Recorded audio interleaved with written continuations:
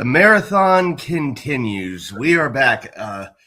Kevin Jordan went the whole time. I went out because, sorry, my friends, NFL draft or not, my friends will not give up a Friday night of drinking. It's $2 drink, so you got to take advantage of it. Oh, absolutely. Brett, what'd you drink last night? Rum and Cokes. $2 rum and Cokes. What rum are they using for $2? Captain.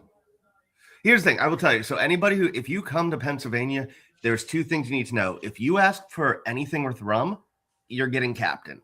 Okay. And that's okay. I'm not really a rum drinker. I'm more, as anybody that's watched this show over the 2 days knows, I'm a bourbon drinker. So yeah.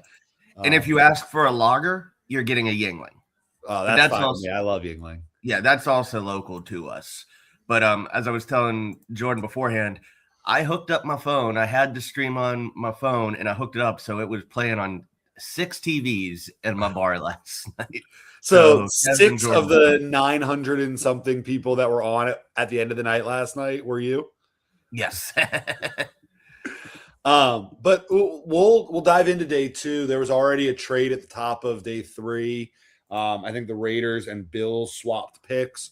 But what did you think? Because I mean, people that were on heard what I think about the Dolphins day 2 draft. I actually had some positive things to say. What did you take from day 2? Okay, real quick, just so we can show, could you pull up the draft so far? It's at 9 a.m. here, and so I'm still getting my things situated. Let me share. Shout out to me last night for having for running this while a couple bourbons deep and being able to make that imaging for when we're on the clock. Yeah.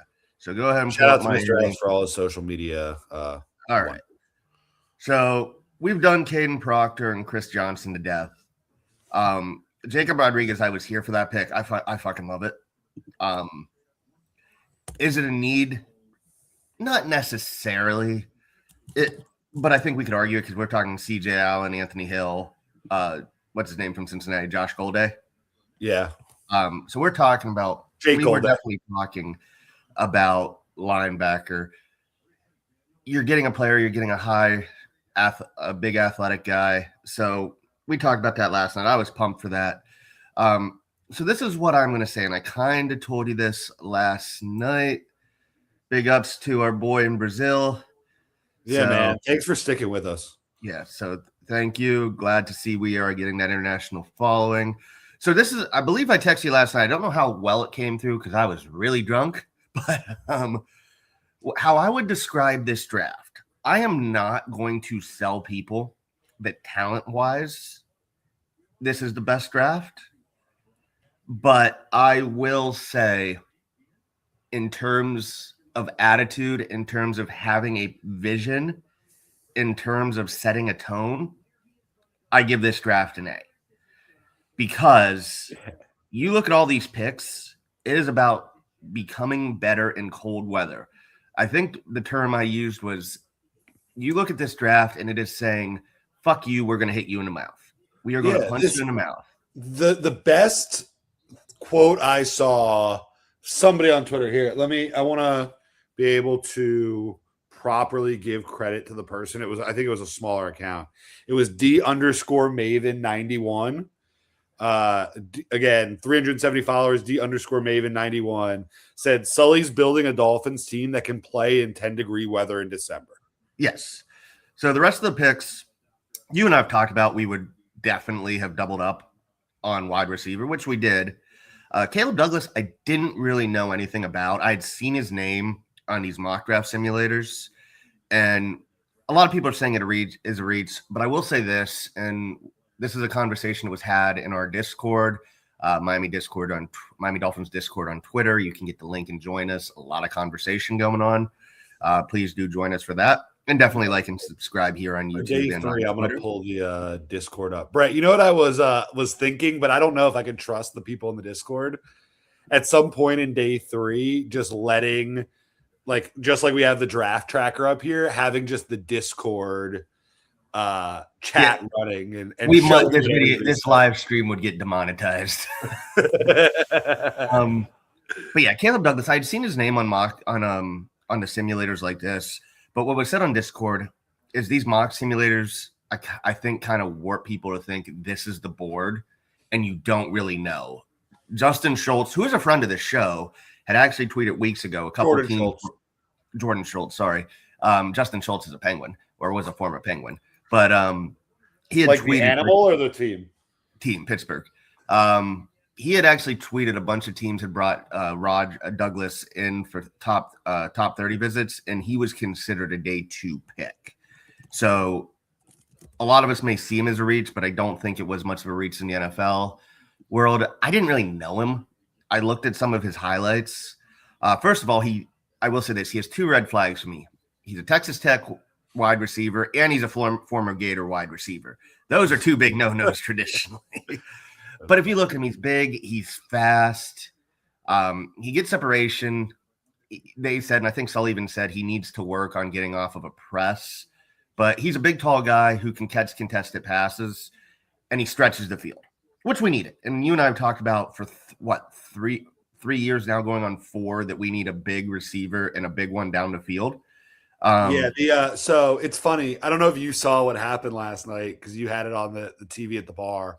Then I need some help from you after I say this, but me and Kevin were watching clips of Caleb Douglas, and I said that to me, when I watched his game, the receiver that I saw was Martavis Bryant, the old Pittsburgh receiver. And then it's funny because Kevin pulled up his whatever he was using to show the player with the metrics most closely aligned to Caleb Douglas, and that player was Martavis Bryant.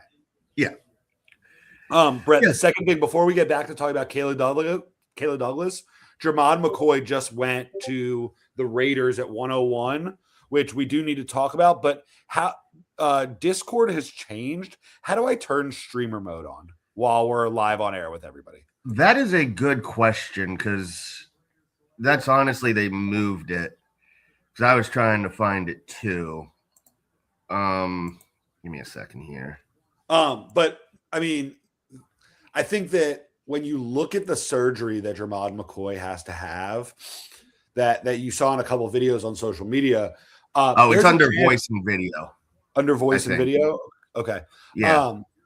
If that surgery doesn't go well, there's a chance he never plays football. And I think that plays football again. But when you start talking about a day 3 pick, that to me, once you understand like that injury, right away on day 3, he's one of the top players on the board. But I think you're hard pressed to add a player who might not. It's under appearance streamer mode. It's under appearances. Cool. Who might not play. So you have to. I'm on now. So you have to be able to keep that in mind when drafting him, which is why you saw literally every single team pass on him multiple times. Yeah. At this point, it's fine. But like you said, he's probably not playing this year anyway, right? Because he does need to get that. What was it? A bone plug? Yeah. Fixed. But if, like you said, they said if the surgery doesn't go well, he doesn't have a career. So It's worth the risk. I don't think it's something we would do, just because we don't want to get injured players. But hey, it is what it is. Good for him. It sucks that he had to go through all this, but it's a concern, and teams will not use premium resources on someone with a serious injury concern like that. But back to Caleb Douglas, like you said, you see it. I see the vision. I don't know enough about him. I think the issue is people had other receivers ahead of him. But most of those receivers that people talk about are still here. The Buffalo Bills took a player that we like. Jude Bowery. See. Oh, Jude Bowery. Yeah. But yeah, so I get the vision with Caleb Douglas. It's probably too high, but if it works out, who cares? And it's like I said, it's about getting size and stretching the field. I'm not going to lie here. Will Kaczmarek, I forget how you say it. I think it's Kaczmarek. Kazmarek. I would agree here, Ozzo. I would take Dennis Sutton today if he's there. But Are Ozzo and Ozzy the same people, or are they different people? Has I'm Ozzy not evolved sure. into Ozzo? He might have. But Is that you, what I will Ozzy, or say- is that somebody else? Tell us in the chat. Okay, continue. in a draft that has Chris Johnson, Jacob Rodriguez, and Chris Bell, Kazmarek might be my favorite pick. Yeah. And it's because it sets a tone. He is the best blocker in the draft. I know people are like, well, you can get that later. Look, it is becoming a trend now that inline tight ends go day 2. And if they're athletic, and he has decent athletic metrics, and he does have soft hands. He doesn't have a lot of catches in his career, but if you look, he does have soft hands. Those guys are now day 2 picks. And as we saw, Julian Hill got what, $7 million a year. Not only did Julian Hill get $7 million a year, but, and we were talking about this last night. If I got to go this way. If you go to like the second round of the draft, I mean, Marlon Klein went. Once Stowers way too went high. at 54, Borkercher Borkercher. goes 56, Klein goes Right. 59, Claire goes 61. Well, Claire's not a Rouse blocker. goes but 69, Delp goes 73. Like, I think everybody in that list, but Stowers, Claire, and Delp are inline guys, like blockers. Raritan went 2, right? Raritan went a couple picks after us. So people draft that and you're gambling. And the upside of Kazmarek seems to be split.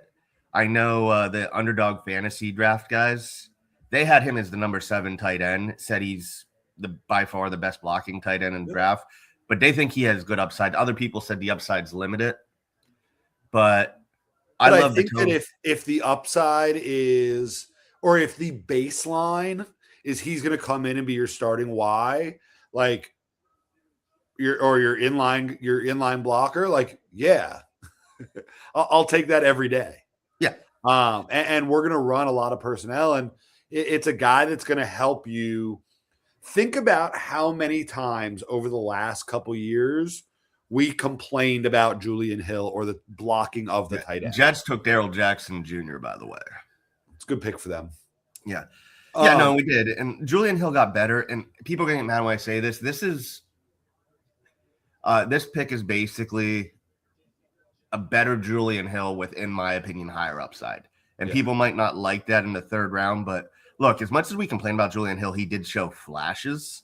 But he's, in my opinion, already a better player than Julian Hill is, or at least last year Julian Hill was for 2025. I learned 3 things last night. Can I tell you what those 3 things are? Yes. The 3 things I learned is, number 1, John Eric Sullivan's favorite color is red. Yeah. We learned that. If you look, every single player has red. I think number 2 is that John Eric Sullivan doesn't give a shit about the public's big boards. Yes. And number 3, I think with the Caleb Douglas pick as an outlier, I think that John Eric Sullivan has a very good feel for positional value and positional runs. Yeah. And even then, I honestly, I think everybody would say, yeah, we went the right position there. Just people probably want a different player. And if Chris Bell was the pick at 75, no one would be complaining. If Chris Bell was if the you pick flip Douglas and Bell, I don't think people would have complained as much. Yeah, and if Douglas was a pick at 94, then you're like, all right, exiting day 2, he's a guy we really liked, and we just got to kind of roll with it like that. Like, fine. But it's the same thing that we talked about with the Texans flipping Keelan Rutledge and Caden McDonald. Like, at the end of the day, we have to understand that all it takes is one team in between 75 and 94 to have liked their visit with Caleb Douglas, and then we don't get an opportunity to take him. Yeah. And it came out, I think it was last night, or it was retweeted from last week, that there were 3 or 4 teams, the Eagles and the Texans, I know were 2 of them, that brought Caleb Douglas in on visits, and he was seen as a guy that could sneak into the 2nd round. Yep. And as our other resident sicko has rejoined us. Chris Bell, like, great player. If he can if he recovers from the ACL, and it sounds like he is way ahead of schedule. I think they said he's running 18 miles per hour right now. Great. And the thing I'll say too is Bell and Douglas are two different profiles. They add different things. Bell is that tough.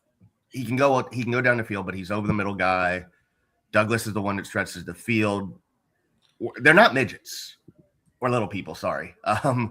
They are not. Danhausen, the ones that came out with Danhausen at WrestleMania said they prefer to be called midgets. Yeah, but they're not small. Like, this is just a complete. I would almost say this is a 720 because how much the mindset has changed with what we're looking for right now. But again, people may not like the players or all the players. I've seen people say we have 2 awful picks or 3 awful picks and 3 great picks. I would not say Kazmier's bad. The only one I kind of is like, is Douglas. But Kevin, your biggest fear of the draft can be subsided now. Oh, Caleb Proctor was just taken by thank the Cardinals. God. Thank God. Because I think I called him like Caden 4 different times yesterday too. So. Kev, you can back me up on this. No one after this draft is going to say that a John Eric Sullivan led Miami Dolphin organization is going to be soft. Yeah, I mean, I think that's the biggest thing about this, right? Is that they're very much going after identity here. This is the identity draft, I think, of the entire tenure. This is the draft that's going to tell you what he thought about last year's team, what he wants this next year's team to be. And the truth is they needed to get more physical. Like, we all saw what happened when they went to play in the cold in a playoff game. I get it. That was a complete outlier in terms of weather. But we also saw how they struggled to play on the road against Buffalo in December, or New England in December, or Baltimore, or whatever the case may be, right? Like, or every other team in the league. Yeah, like December. They never had a pretty game in the cold, and that's largely because they weren't built for it. You can't. Did we have a pretty game after October? I'm sure they had one at home that I'm not remembering. Was it the Dallas game? That was not pretty. That was a win, but that was not pretty. That was the Jason Sanders game, guys.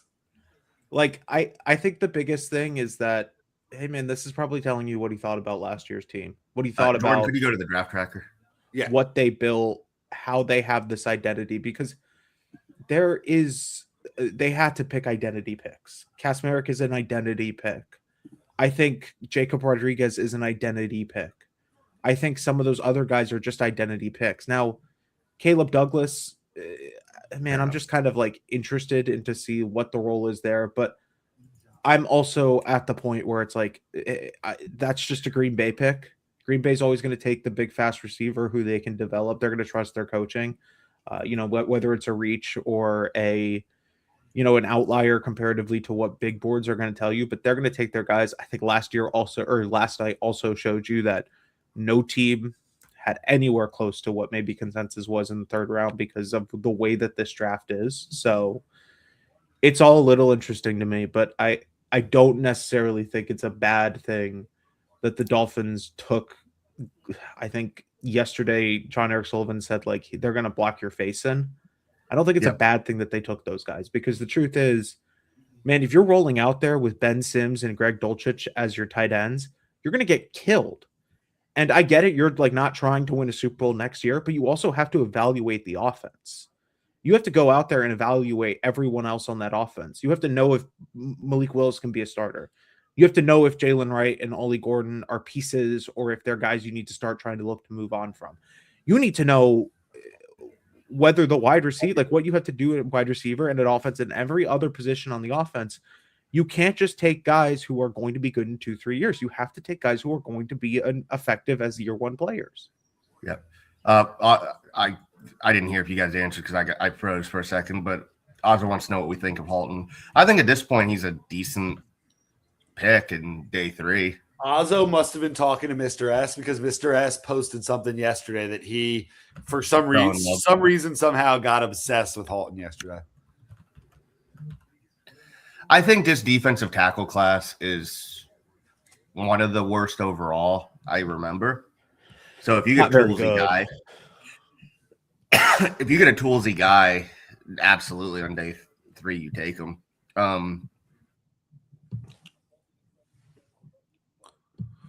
I mean, I know, Brett, you love Zane Durant, but I think at this point, a 3-tech, like, it's going to be interesting if we take a defensive lineman to see if he's going to be a versatile guy or if he's going to be more of just a nose. I think that'll tell you kind of what Hafley thinks of Jordan Phillips. Because I do think Grant's a 3-tech. And Brett, I know we've talked that till we're blue in the face. I think Brett, me and Kevin came up with a proposed rule last night. I'd be fine. Kevin, do you have Brett getting Brett choppy too? Brett's a robot. Okay, I just wanted to make sure it wasn't me. I'm gonna kick him. Do you think they let that fan make this pick? Well, that's what I was going to ask. To take Brendan Thompson. Like, do you think that I think he should have been allowed to. But do you think, okay, so if he would have said, let's say, Dante Corleone and not Brennan Thompson, do you think that the draft tracker at the bottom would have still put up Brennan Thompson? I mean, yeah, because they get insight as to who's getting picked before so that they could get them ready. But it would be really funny if someone just went rogue. Brett, are you there with us? Yeah. Okay. So me and Kevin last night proposed a rule, and I want to know your thought of it. Okay. In the seventh round of the draft, the fan of the year, because they just brought out the Chargers fan of the year, so it brings me back to our rule from last night. The fan of the year gets to be the one that makes the pick, like comes out on stage and decides who the player is.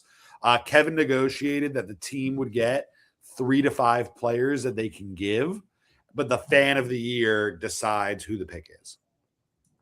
And I think Brett's gone from us again. Brett hates the idea. Yeah. Actually, I think Brett might love the idea. Oh, Kevin, while Brett's frozen, here's what I need from you. How was the Mountain Melt? Amazing. Sweet Thai chili, perfect flavor. I told you, man.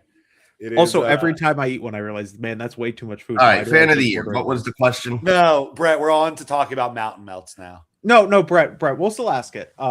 So yesterday I proposed that the guest pickers, the players, the people who go up there and, get to announce a pick, should get to decide who the team is taking.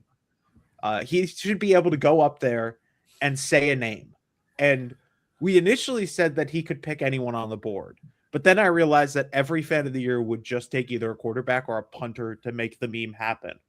Yeah. So we've concluded that they get anywhere from 3 to 5 players that they can write on a piece of paper. And the person who is making the pick gets to decide who the player is from there. So the team has no clue who they're calling until the guy goes up there and decides for everyone. That'd be pretty fun. That actually, something like that kind of happened in hockey years ago where like the phone went dead and they ended up picking the wrong team. Because if you guys know, that's a made up name. Fabetsi Nwaiwu. Kevin, have you heard of him? I need to know if can somebody reach out to Coach Ozzo, Smith let us know how this guy is, the guard from Oklahoma. What number is he? 245? He is a real person. I think he was at one of the. He was also ranked below Caleb Douglas. That's right. He didn't pick the worst player in the draft, guys. Well, he did it. Oh no, there was another one that got picked up here. Jalen Husky's above Caleb Douglas on this. Man, Jacoby Thomas went high too. Xavier Thomas. We actually brought Xavier Thomas in. I know he was one of our 30 visits. So I will say, Kevin, the Bears took Xavier Thomas at 89, who was ranked lower on this than. Last night's draft kind of just told you that no one had anywhere close to an idea of like who the top 100 guys were. Yeah. I think Ozzo's making up that. He doesn't know that. All right. So as we wait to Jordan, could you bring up the best available? Yeah. Because I was thinking about it. It's right here. Oh. Yeah, it was on D-tackle. Deny Dennis Sutton would be my guy. I don't hate the idea. It might be overkill, but I don't hate the idea of also getting Elijah Sarratt. hate the idea at all. But it's interesting to me that he's still there. Genesis Smith, I like. Keontae Scott, I think he's fallen because of age, and he's basically just slot only. I believe we're 20 picks away, if I'm not mistaken. 25 picks away. 130. So yeah, 22. Yeah. But I also don't hate the idea of doubling up on tight end and getting someone like Jolly. I don't hate that. But I do think that you'll see us take a safety at some point today. Yeah. Pull up the safeties real quick because I am curious. Keith Abney, I don't hate Keith Abney either. That would actually be Keith really Abney good. as a nickel would be fun. Yeah. Genesis We Smith, like a lot of these safeties. Wheatley, Kilgore, Payne are probably my top three. Smith. I do like Tafe for us too. Yeah. That might be a little early. I think Cole Wisniewski's better Wisniewski, than his ranking. the only safety there, like, and he's not bad. I don't see Kamari Ramsey as a fit. VJ Payne, Greg messaged me before the stream. And he said VJ Payne's still there. So I was like, well. But one thing I want to touch on, Brett, which you said is it might be a little early for Tafe. I don't think that you can say from now until the end of the draft that it's too early for any player. Yeah. I think that, and not just us, I think a lot of NFL teams have shown that, like, if you even somewhat like a player, just grab them. Like, there's no. This is the draft to do their it. next round, take them. Yep. Could you bring up edge then? Yes.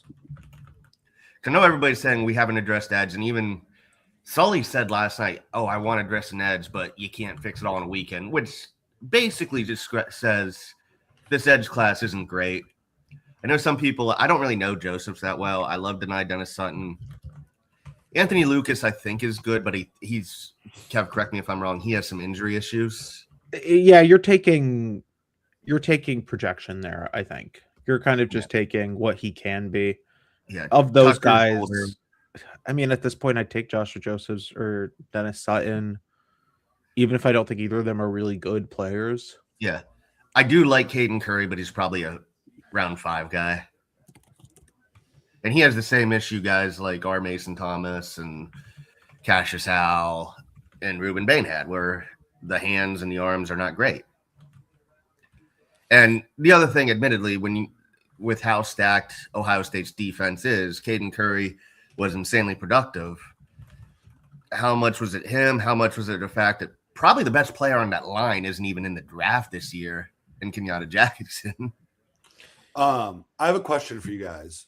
We have 7 picks today. How many players do you think we pick? 6. I was going to say 5.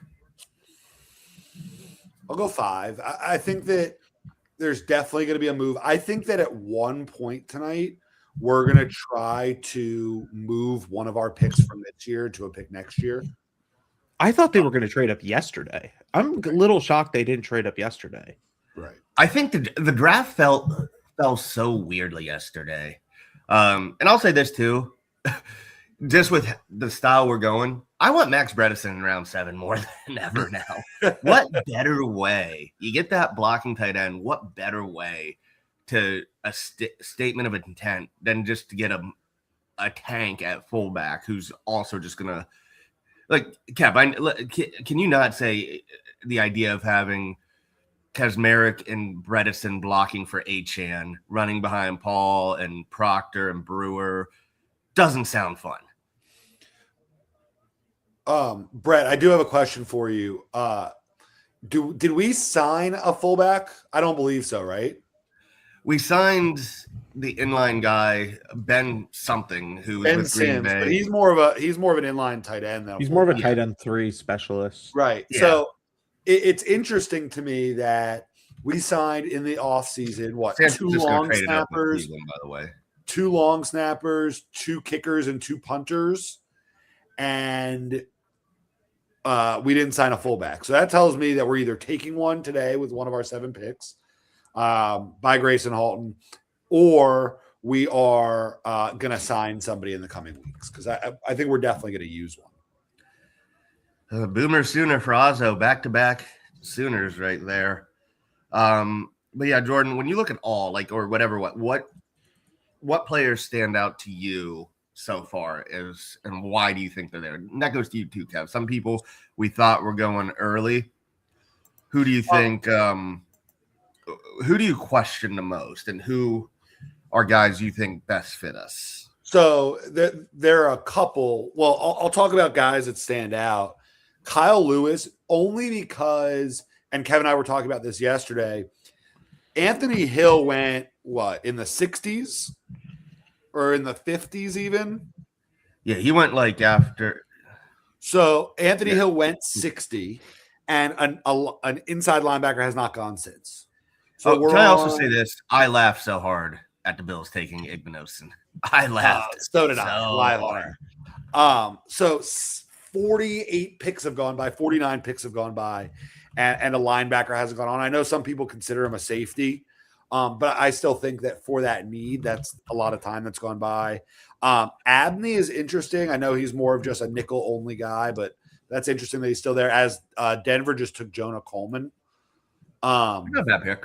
Not at all. And I think that it's interesting. I don't hate Mike Washington. Did Mike Washington didn't get drafted? Did he? He has not yet, and it's interesting because I think Jonah Coleman and RJ Harvey are an interesting pairing. Did they re-sign Dobbins too? I don't believe so.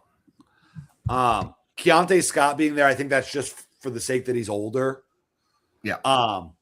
And it's funny because you and I, Brett, we were taking Denai Dennis Sutton a lot in like the 70s and 80s.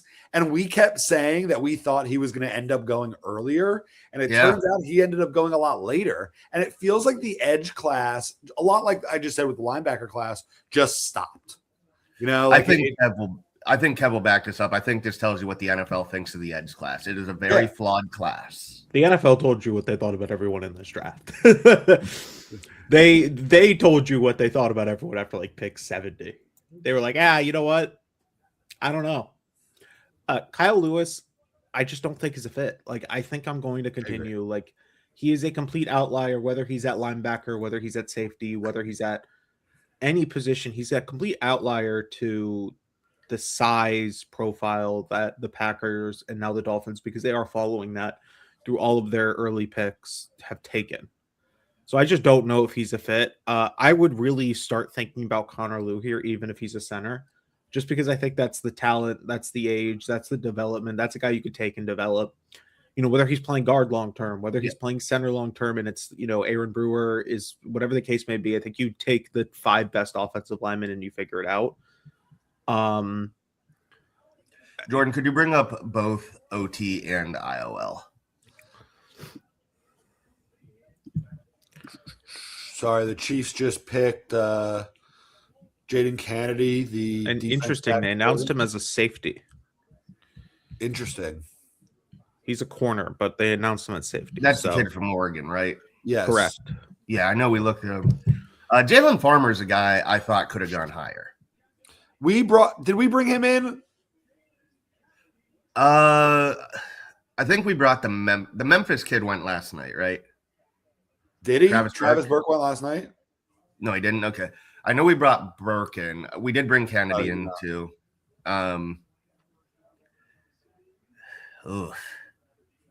Yeah. There are some names that interest me here. Cage, Casey, Farmer, Lou, Hecht. Would the Dolphins fandom be very unhappy if they took Schrouth? Why? Who? Am I missing something there? Just a Notre Dame guard stink. Well, no, because I think that if they took Liam Eichenberg in the 5th round or 4th round, no one's crashing out either. Fair. I would agree, Mr. S. I think most people at this point want Dennis Sutton just because there's really, if we don't take an edge today in round 4 with either of our 2 picks, if you want to know what edge they're going to take, let's just scroll down here. I could see Hutchins later. I could honestly see Logan Fano maybe. Who's the lowest ranked edge? I saw TJ Guy. I wouldn't touch TJ Guy. Popeye Williams is a Miami Dolphin. This is my bold take of the day. Jabari Ishmael. Fisher Kamek. What's the funniest name that they could take an edge rusher now? Gilbert, Gilbert Edmond. No, wait. There's a guy for Kent Demon State. Clowney. Demon Clowney's a good one. There's a guy for Kent State who is, I think it's like first name Speed or Stretch. Maybe. Worde Sidnor.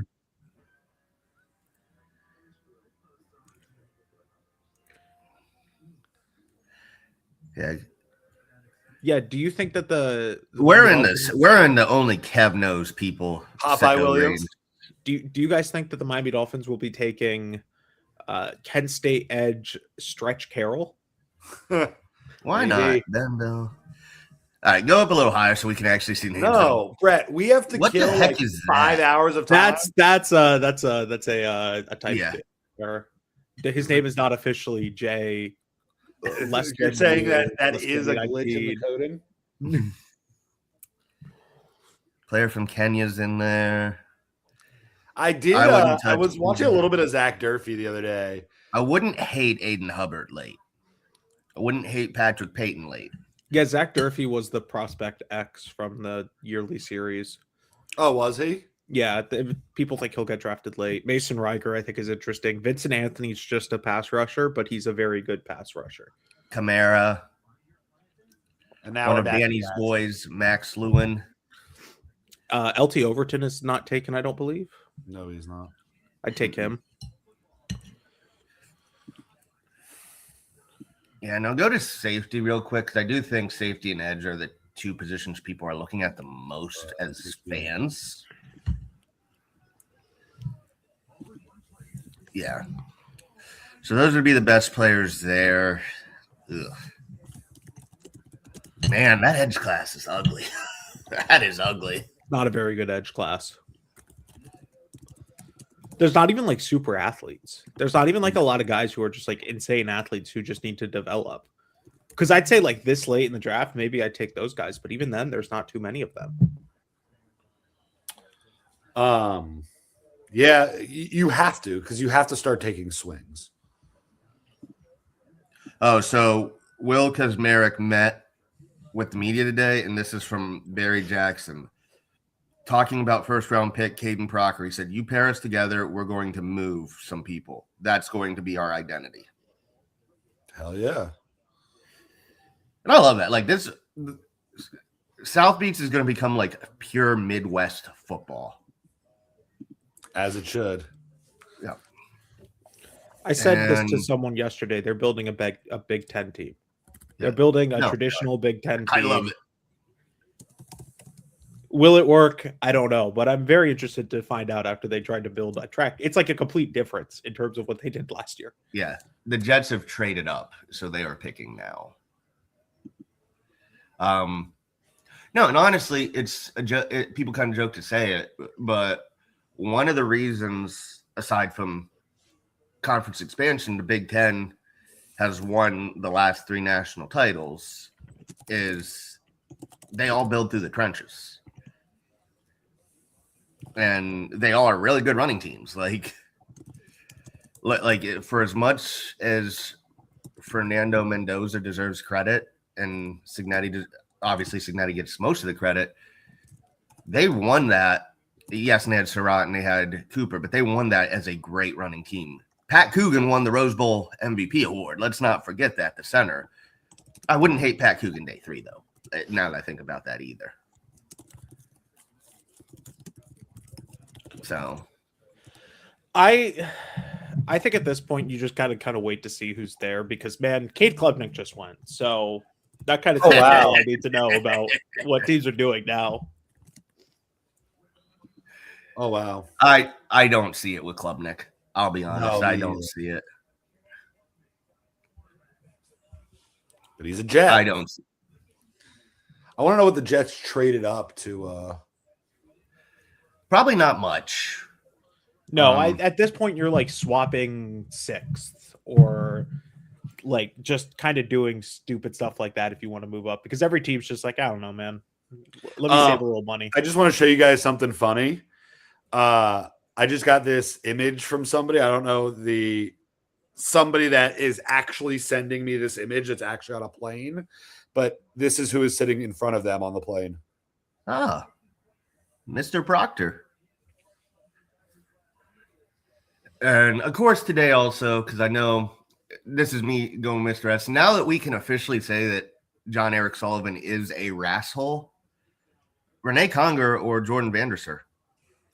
They met Yeah. with Conga. Conga. Yeah, they brought him in for a 30. So do we know who all the, or not all of them, but No, who we all don't. have we confirmed were top 30 visits? I looked today, the names that are still on the board that's not a receiver, because they also met with like SMU's Jordan Hudson, not the girlfriend of Bill Belichick, but the other Jordan Hudson. And The Patriots should take him. They also took Cyrus Allen, I believe is his name. The Cyrus other Allen, Cincinnati receiver, yeah. The other names they met with, I know they met with Mark Gronowski, Mm-hmm. Taylor Green. Taylor Green, Justin Jolly, Renee Conga, Charles Demings, Hezekiah Massis, and Travis Burke. So those are guys we met that happen. I wouldn't hate, and well, I don't know if I'd take any of those receivers, but I wouldn't hate any of those guys today. Brett, one of your guys just went off the board. I'm waiting for them to announce it. I just said it. I let you, since you're behind today, once you see it is when we could start talking about it. Denver with 2 of the last 4 picks. Denver finally decided to come to the draft. Gage Casey, yeah, no, I think he would have been a good pick because he is position. He's probably going inside to guard. I think she even announced him as a guard, but he was a tackle. I think I drafted in our Discord mock. I think I mocked him to San Francisco in round 4. Interesting. So Interesting draft for the Broncos. I know they didn't have much to work with, but I mean, so now we're speaking, Mitten. I know the Broncos look good. I kind of wonder, and this tends to happen, when teams go all in, when they unexpectedly are ahead of schedule. We know this from experience, obviously. Things fall apart real quick. And I do wonder if the Broncos are in for a rude awakening, especially because we don't know how Bo Nix is going to come back from his injury. I think they desperately just needed a receiver, and that's probably one of those trades that's a little bit too good to not take. Yeah. right, But I do just kind of wonder. I love the speed at which we're moving at in this draft right now. Oh, from Chris Bell earlier in the ongoing press conference. This is from Barry Jackson about an hour ago. He's doing well after 4.5 months from surgery. He said it's crazy that the Dolphins picked him because he kept asking himself, what if I go to Miami? What if I go to Miami? Drew Shelton to Dallas. I don't know what to think about. It's weird because people keep talking, and I've seen a lot of Penn State games. People keep talking about Drew Shelton as a guy you can develop. But anybody besides Vega on that offensive line is very whelming. I think it's fair to say, don't you, Kev? Yeah, that entire offensive line outside of Ione was like, maybe. And I think that's kind of where I'm at with Drew Shelton. It's like, maybe. Maybe he's good. We'll find out. But, like, he's the kind of perfect developmental offensive lineman that you take this late in the draft. You know, let him develop, let him figure it out. I still keep looking at these centers, man. If I'm the Miami, I'm taking one. I don't care if you already have a center. I just think they're good football players. Yeah, I do think you have to, because especially where we're clearly changing the philosophy, where I honestly wonder if we're even going to be an outside zone team anymore. I wonder if Andrew Myers, even as a backup, has a spot on this team. I think you'll be able to tell if we draft a guy that has center capability, what they think about him. Yeah. I don't hate the Connor Lew shot, though. No. I don't want to say this out loud, but I might say this out loud because it is really funny. Say it. So Nobody's listening. I pulled the 5 athletic comps for Caleb Douglas based on my score. The 5th comp is Eric Ezukanma. It's funny because I saw a play. They played together. They did? I think they did. There was a play that Dude, Eric. is Caleb Douglas that fucking old? I don't think so because Douglas was at Florida for 2 years. Okay, well then they didn't. But there was a play that Ezukama posted where it looked like Douglas was blocking, but Yeah, I saw that, and he was like great blocking. yeah. That's really funny. Oh man. But There we go. Mr. S has it. Okay. how far do you want me to scroll down? I want to see if I can get all these off the top of my head. 130, if they're still there, obviously. Genesis Smith, the Arizona safety. Oh, geez. Joshua Josephs, the Tennessee edge. I'll go deny Dennis Sutton. Connor Liu. Again, this is just taking talent and letting them figure it out. And then I'll go Keontae Scott. If you want to take another nickel. No, instead of Keontae Scott, Charles Demings. This is where I take Charles Demings. Okay. Yeah, fair. Brett, Deny Dennis Sutton. for sure. I would still, I do like the idea of just doubling up on tight end because before we had one rosterable tight end going into this weekend. I would still say Jolly if he's there. Genesis Smith, Malik Muhammad. Scroll up a little.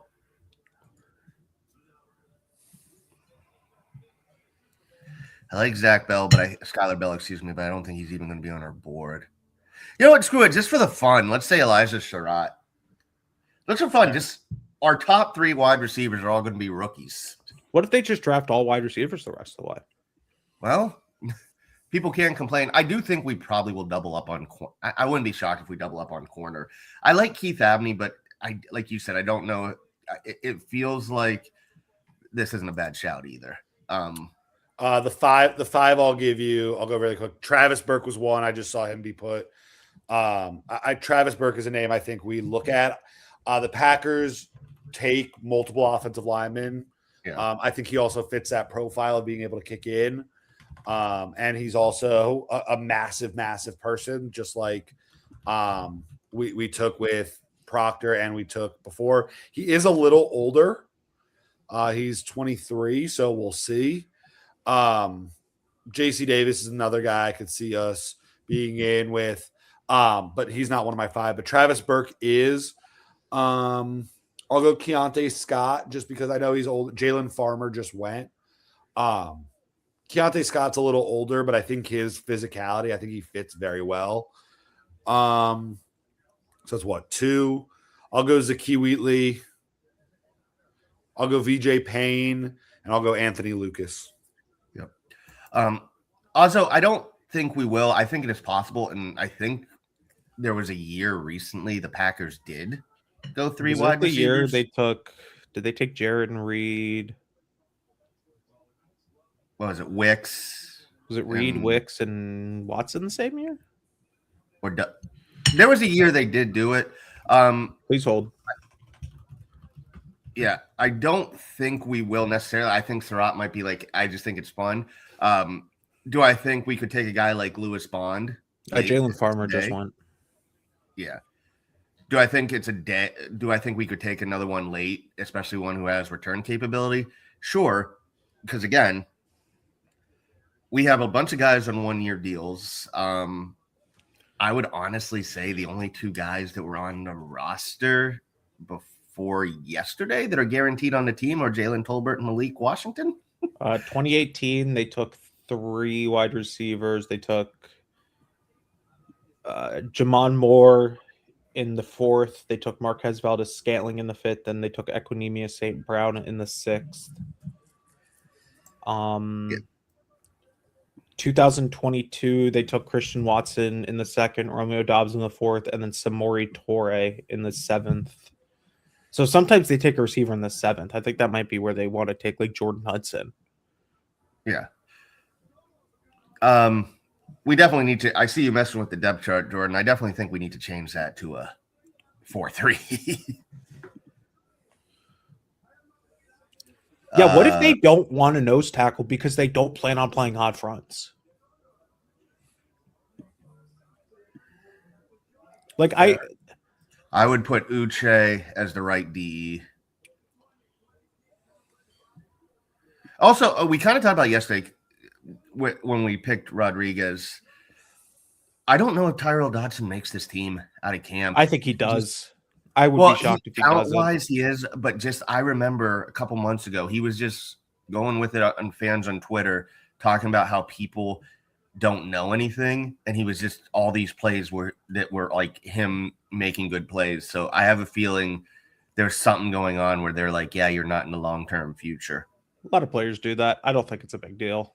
I think players just fucking Aaron Brewer searches himself on Twitter. Yeah. Devin Moore just went to Dallas. And the Ravens are about to pick. Wow, there he goes. Okay. And they took another receiver. Was it Surratt? Yeah. Yes. Yeah. Okay, they're about to make it. Good pick for the Ravens. I'm kind of is Surratt's athletic profile. Is there? Why do we think Surratt fell this far? Because is it like an athletic thing? Is there something I'm missing there, or is he just an older prospect, or is it just like probably just age? I think it's age mixed with speed, but I think he's going to be a really good pro. And I think Bryce Lance is still on the board, and Bryce Lance is 25, right? Like, I think teams are just not taking 25-year-old receivers early. Yeah. Bryce Lance is 25. He was a fourth year. Yeah, he was a 4-year player. So I think he's 24, 25. I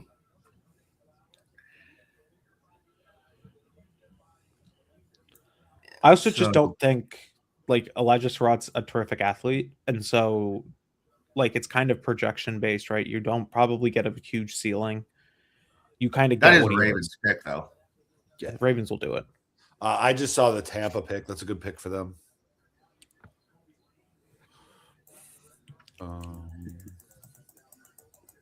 By saw, I mean it was tweeted. I had to turn every day. One of the picks reminds me that I need to mute notifications.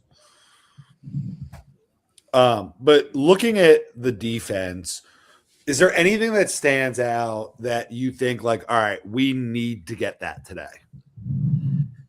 I mean, the edge room isn't good, but this edge class at this, like, unless we take someone to like this round, I think you're kind of at the point where you're punting. Plus, I also kind of think that we are going to push to sign Epineza to a 1-year deal.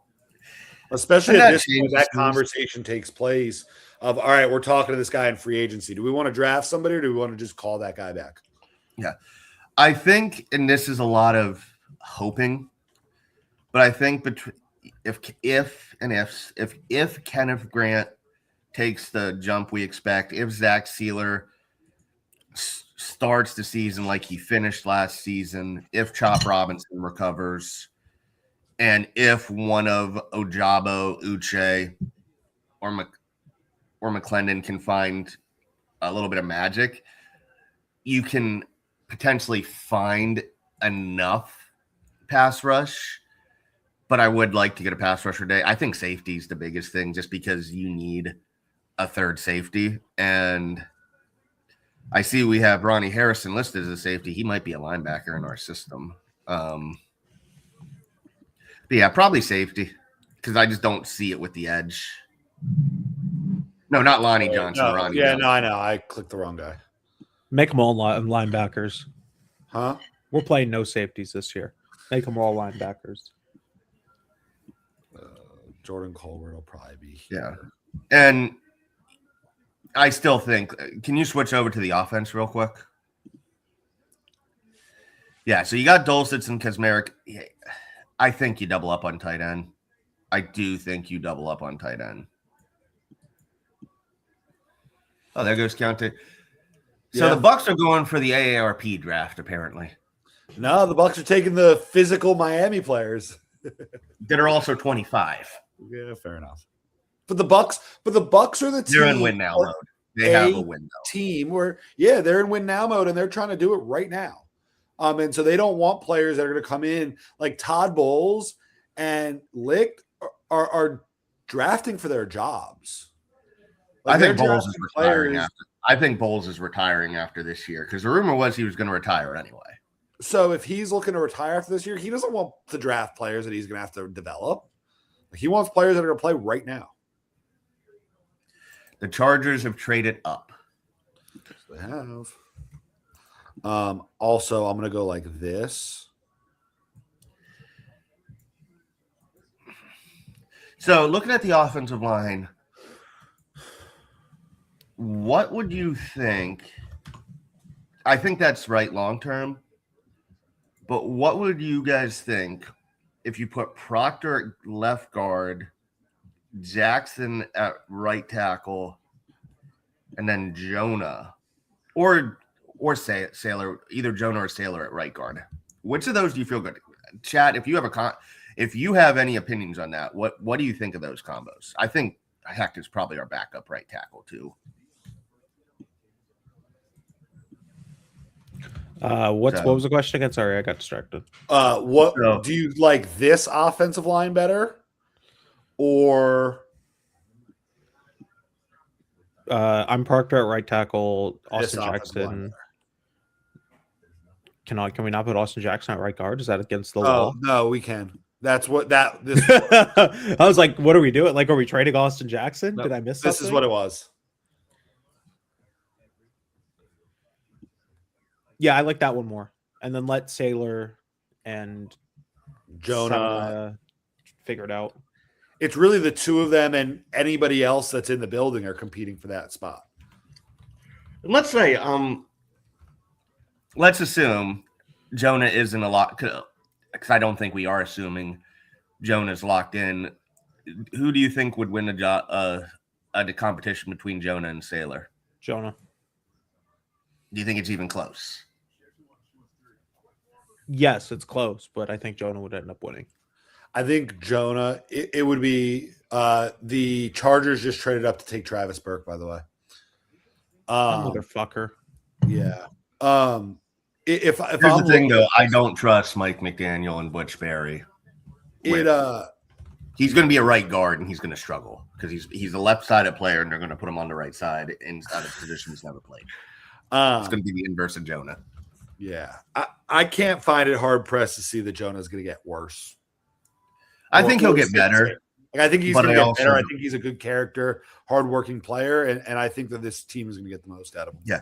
And I think it's something we've discussed a lot.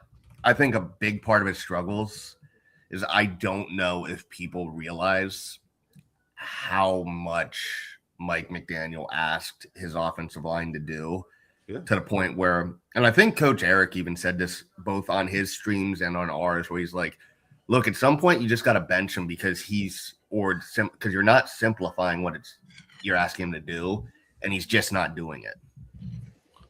Gentlemen, I'm going to jump off for 2 minutes and I'll be back. Yep. I was always of the belief that he should have been benched because what are you doing? What are we doing here?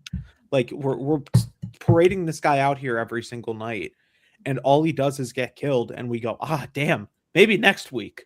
Like, guys, he's not picking up what you're putting around. Like, at some point, you got to do him a favor, right? Like, I think that they never did him a favor of like, all right, well, this isn't working. Let's go figure it out, right? Like, I think it was dumb. I think everything that they did last year along the offensive line and on offense was stupid, forced nonsense. And like, it didn't ever made sense to me that they weren't like, this isn't working. Cole Strange, we'll go put someone else there and we'll figure it out. Because I just don't like it. Maybe he's better this year, but you got to let him see first.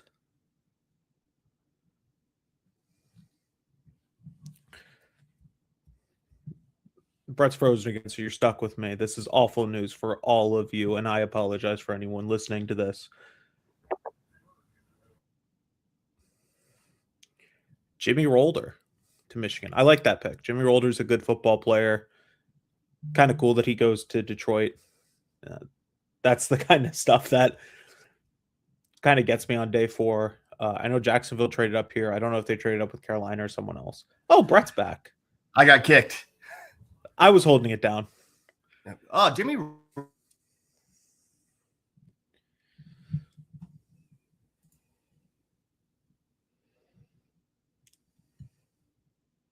Brett's dead again, so you're stuck with me again. The Jaguars did trade up. We'll see who they took. They did not have a very good first day of their draft, which was day 2 for everyone else, because did not love that Bo Ricker, whatever the name is, pick. That was kind of just a weird pick in general. So we'll see what they do today. Maybe they have a better idea of how to draft. We'll see.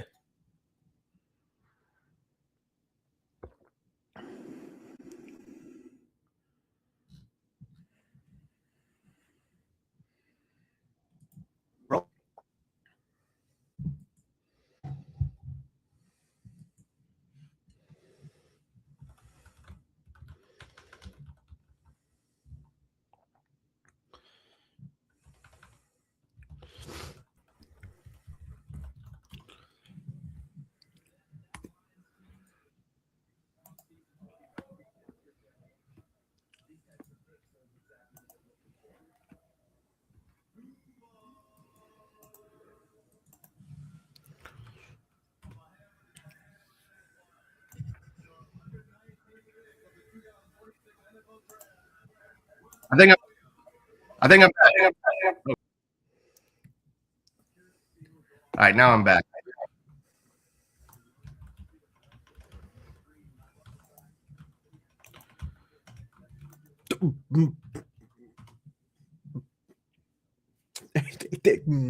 Wow. Wesley Williams. That seems early. That is early. Somehow I ended up being 2 of me in here. I know, that was scary.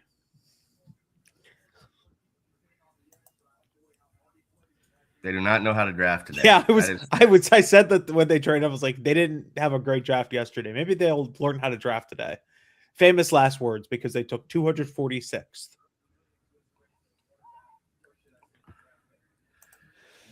Wow, man. Yeah. So what did I miss while I was fighting with my computer? Because apparently my laptop does not like streaming today. You missed it, Jordan. There was two of me. There was 2 of you? Yeah, scary thought. I heard this. That's scary.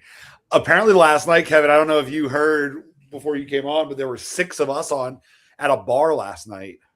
That's a scary thought. I was streaming your guys' live stream at the bar. Like I hooked it up. I got it hooked up to the TVs. But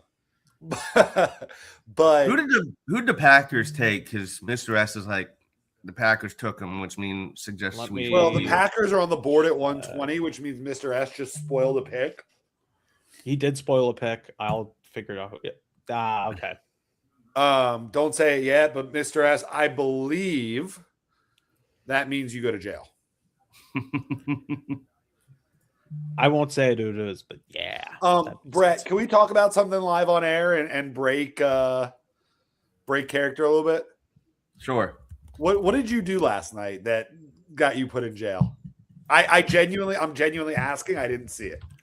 Oh, I said I saw when I was like scrolling because they didn't have the draft on at a point, and my buddy was scrolling, and the Chris Bell pick came up. So I said, I didn't say Chris Bell. I said, oh, Mr. S will like this pick. Yeah, that's jail. Straight to jail. Like, okay. That's all I did. Yep. All right. I saw the Packers pick. Tells me it's probably denied Dennis Sutton. Yep.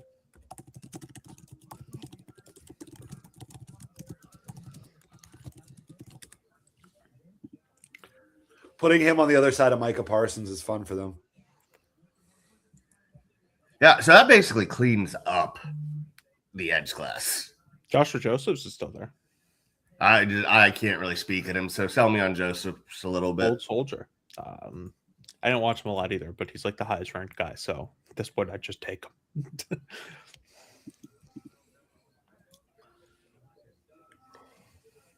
No, but This I is think weird. I'm watching on NFL now. Does ESPN have the harps and the songwriter? that already happened. Yeah. That guy looks a little like how I imagine Mr. S looks. Not far off. More hair, though. I do think that Deni Dennis Sutton would have been a fit. I would have been interested to see what it would have cost to move from like 130 to 119. Do you think that Sully would trade in front of the Packers to take a guy? I think it would be funny.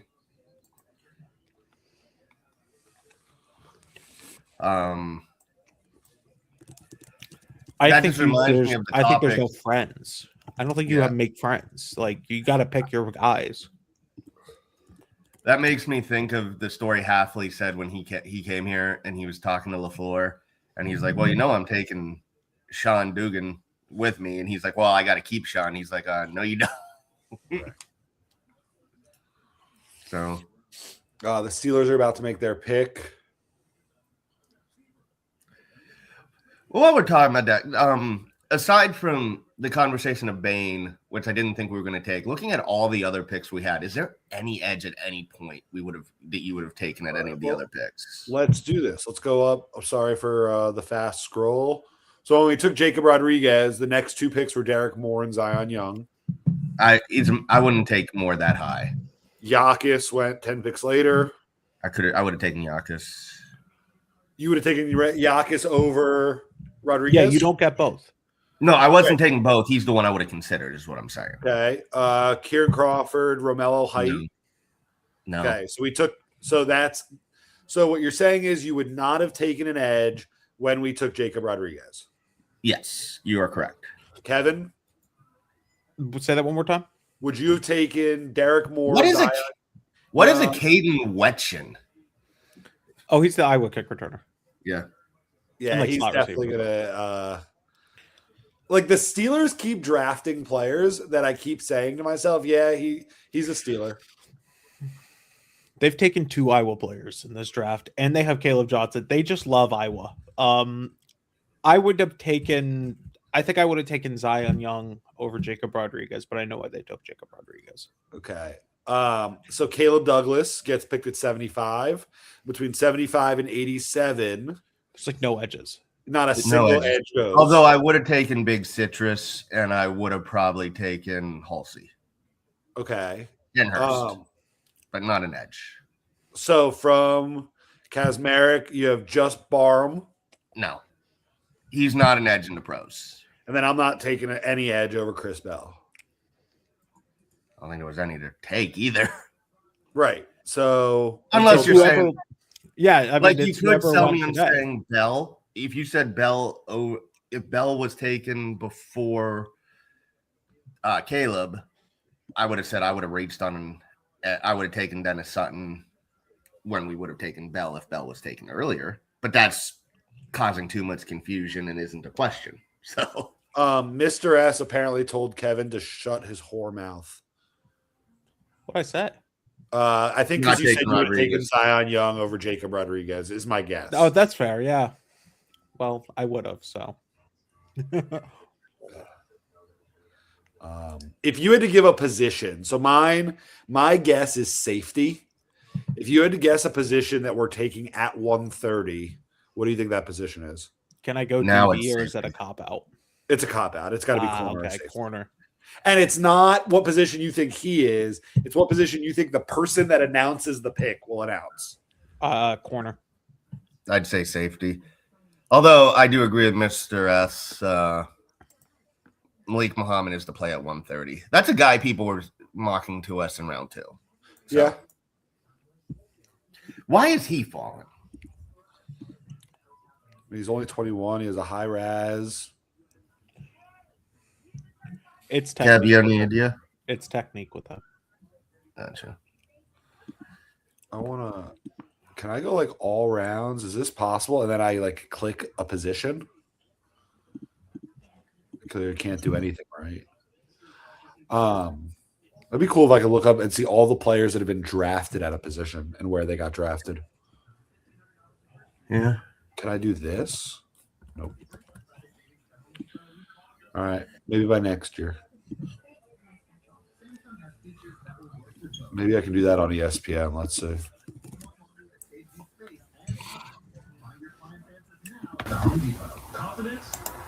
Apparently, Jordan has to shut his whore mouth now. Why? What did you say? What did I say? I've been so nice. Yeah, I don't even know what you said. All right, Mr. S, what did I say? Did I say I need to check something on ESPN? Is that? I have no idea what you did say. Because that was before that. Yeah, I don't even know what you said. Or if he's just having fun, because I'm half expecting a Brett shut your whore mouth now. Yeah, is he just having fun calling us all whores? He is probably bored at work babysitting an old man at the betting shop. So what's okay, your question, Carpet Dinosaur? Yeah, while Carpet Dinosaur asks his question, I'm gonna go like this. And then like this.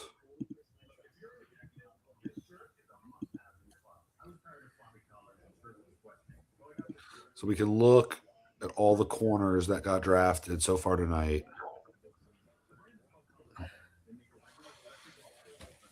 I mean, when you look at that list, like, are there any there? Probably Jalen Husky's the only one that you'd really take over Malik Muhammad. I mean, McCoy's healthy, but you don't know with that. Dalen, would I take Dalen Everett over Malik Muhammad?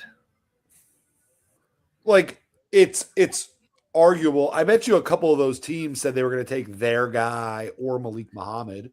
You know what, Carpet Dinosaur? Sure, let's take Miles Ghost Rouser at 130. Why not? Anything's possible in this draft. Let's do it, just for the content. He is ranked 530 on Stick to the Model. Let's see where he is on the best available on ESPN. Probably even not on the list. Mr. S, can you tell me what I said? He's not on the list. Philip Dunham is on the list, but he's not. So do they just not have him listed as a safety? Because that he should be on the list. Miles Rouser? No, not on the list. Maybe as players get drafted, he'll move up. He's better than Philip Dunham. He was invited to the combine, no? Right. I thought so too. It was at least at one of the Shrine Bowl, Senior Bowl. He's better than freaking Philip Dunham. What are we doing? Yeah, but that's ESPN we're talking about. TJ Quinn is a guy that met with Mike the Washington Packers, just went and will back up Ashton Genty in Vegas. That's fun. Yeah, That's a very what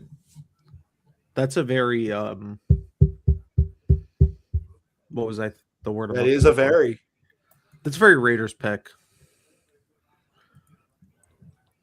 I don't know how he fits our system, but I think he'd be a fun player correct. in the defense, Mr. S. I just don't know if he fits our system.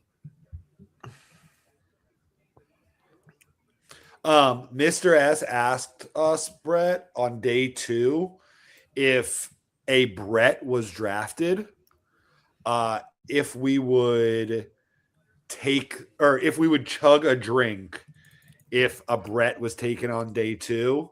And I told him that we were drinking enough anyways to do that. But I would like to have some sort of celebration if a Brett was drafted. Kevin, a Jordan, or Ghost Rouser get drafted on day 3. I don't even. Is there even a Kevin in the friggin' draft? Look at this. No, I don't see not. that. You have to go all because I think you're only at safety. Jordan. Okay, so there are a bunch of Jordans that are going to get drafted today. Definitely 2. Wade Woodaz just went. Who went? Texans. Who was the 341st player. So that was those. There are probably going to be 2 Jordans. Ain't going to be a Brett. No, Brett Thorson could get picked. And then is there a Kevin there? Oh, Kevin Coleman. Okay, so there will be a Kevin picked guaranteed, I think. Okay, so I would like to propose something. Carpet Dinosaur. If a Carpet Dinosaur gets drafted, I will kick you in the nuts. I think that if like a Kevin gets drafted, I did say that. Me and Brett should have to do something. If I think all three need to be drafted because Kevin is a guaranteed. Okay, yeah, but when a Kevin gets drafted, me and Brett should have to do something. Okay. That should be I don't want to chug a whole beer live on air, but I would. I'll go get another one. I still have some of those rum shots. I can go grab one and I have like 4 Blue Moons and probably 8 Budweisers in my fridge. I had way too much last night. Yeah, and this coffee ran right through me. I don't even have any coffee. So we pick what, 130 and 138? Yeah. Oh, there he is. that dream is over. That's a really Bears pick. I think he's going to be good for the Bears.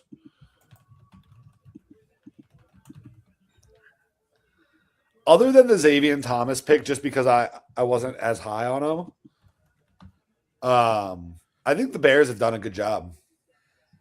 They've been fine, yeah. Tiedemann and Muhammad in the secondary. Logan Jones is going to step in from day one because their center retired. And obviously we were all high on Roush.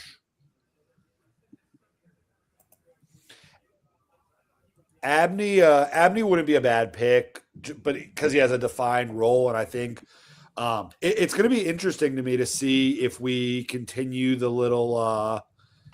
I love Jason Abney, but the Marshall fact that nickel. he might be just a nickel, I don't know. Josh So- Joseph, I'll trust everybody else on because I really haven't watched him. When it comes to secondary players specifically, if we take a guy, I'm going to trust that Halfley has a vision for him. And I we're just want about. to make a pick. Are you talking about the Bills pick? No, I want the Dolphins to make a pick. Oh, I thought you were saying that's a good pick. No, I just want to make a pick. Who are these people?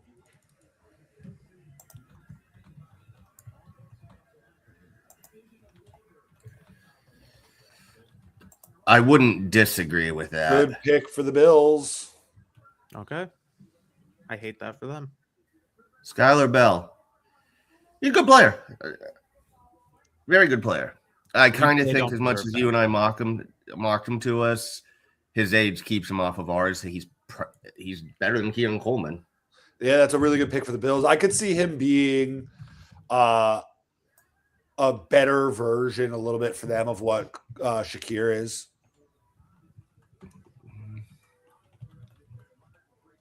Like I see some similarities in that game. And I think he's going to be really good for them. Yeah. I mean, DJ Moore, Skylar Bell, Shakir. I don't know. and the DJ Bills Moore's a are good picking again right receiver, now. but I don't know if DJ Moore is the player people are making him out to be either. I don't think he's a receiver 1, but I think he's a solid receiver 2 and a He exists. high end receiver 3. Yeah. I'll say this. I think, yes, Skylar Bell is a good player. I feel, especially with whatever's going on with Keon Coleman and the Bills, you need someone for Josh Allen who can just go up and get jump balls. I think that's what Why they're is that missing. guy holding a Bills championship belt when they've never won the championship? Well, Oh, because he's making the pick. Like he's Yeah, actually but- deciding who they pick. Oh, so he's the champion. Yes. He won the war. so this is a question I asked Not just the Mr. X battle, but the last war. night. Yes. And who do you think has the best facial hair on the Dolphins? Is it Dulcich or is it Jacob Rodriguez? Brett, I wasn't listening to you. I'm listening to this guy give a wrestling promo into the microphone. Brett, by the way, did you hear the Mark Ripien yesterday? Oh my God. He went for 10 fucking minutes. No, I Dude, didn't. Mark Ripien should never be allowed to step foot in the NFL draft. Dude, again. he went for like 15 minutes thanking everyone and their mother. Brett, and then he started going, and with the 138th pick, the Commanders add to their team not a defensive player, but an offensive player. And the like that fans pick. started booing him. Another good pick for the Bills. I know there were some people close to the draft that were really high on this guy. And I think he's a good athlete that's going to make a difference.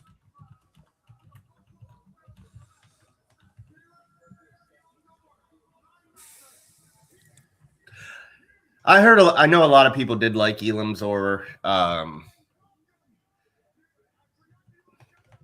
It feels like something the Bills have done recently where they did it with that Tulane linebacker too a couple of years ago, where you're just trying. Dorian Williams?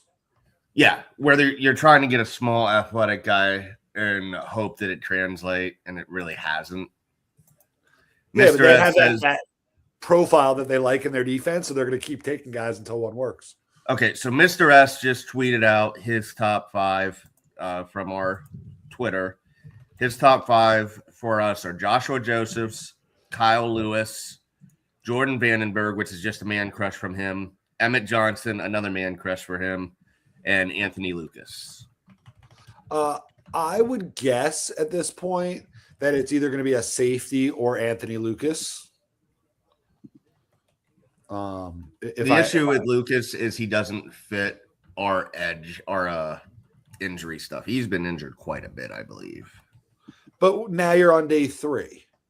And I think that on day 3, I'm always of the belief that if there's a guy that was day 2 or round 2 talent or even round 3 talent that maybe he's a little older or there's some injury concerns there, like this is the time that you start taking those players. And I mean, Anthony Lucas was a big time prospect coming out. Yeah. I think Lucas might be in play, but I think anybody who's older, I think Jacob Rodriguez is the oldest you're going to see us go.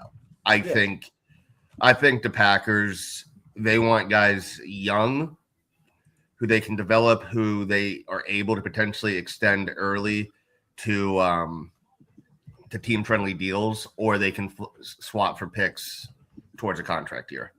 I mean, Genesis Smith and Kamari Ramsey are both 21s. Akee Whitley's 24, so he's probably not going to be the pick. He's probably out. Jalen Kilgore is 21. Jalen Kilgore is a guy I could definitely see us taking. Yeah. VJ Payne's 22. Tavi's 23, so he's probably out. Well, because Rodriguez is 23.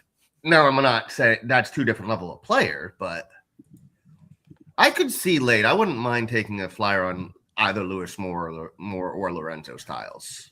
Yeah, Lewis Moore's just older. He's 25. But okay, like a guy like that, if you're taking him in the 7th round or the 6th round, like Lewis Moore is going to come in and play a role immediately. And he's going to be for 5 years or 6 years, you're going to know exactly what you're going to get from a guy like that.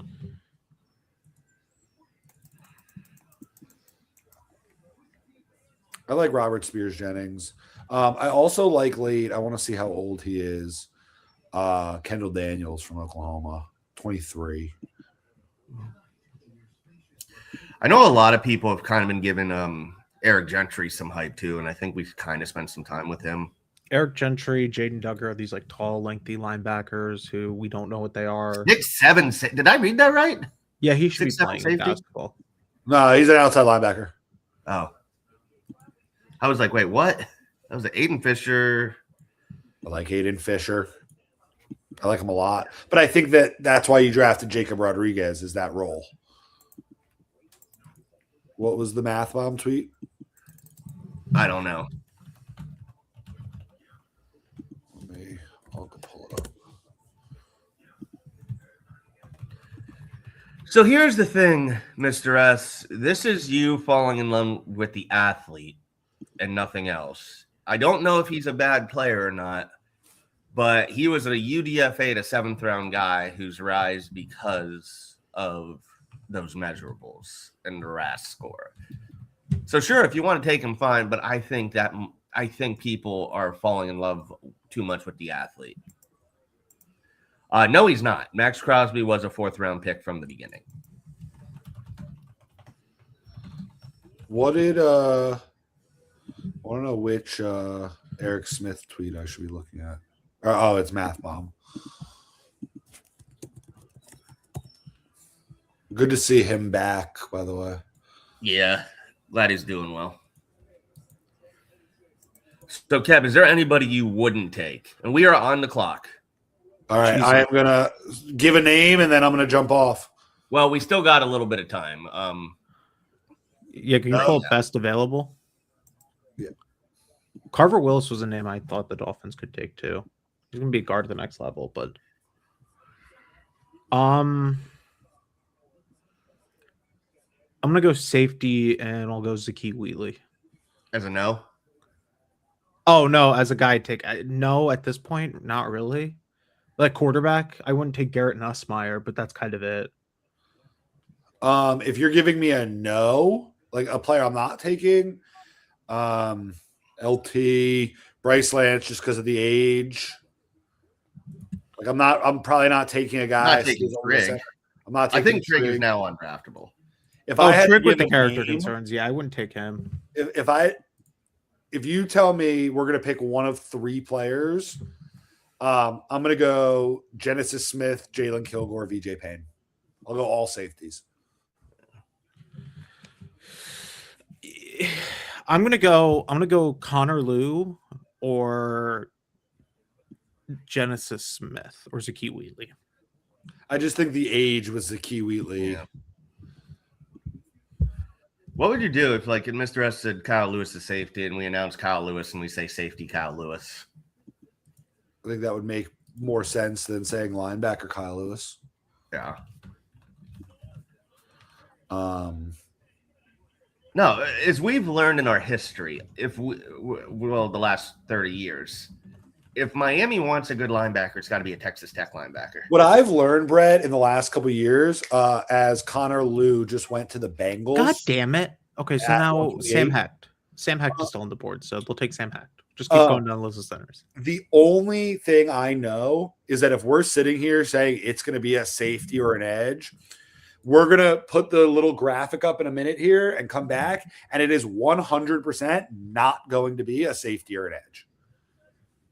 That is so Just for shits and giggles, put wide receiver up real quick.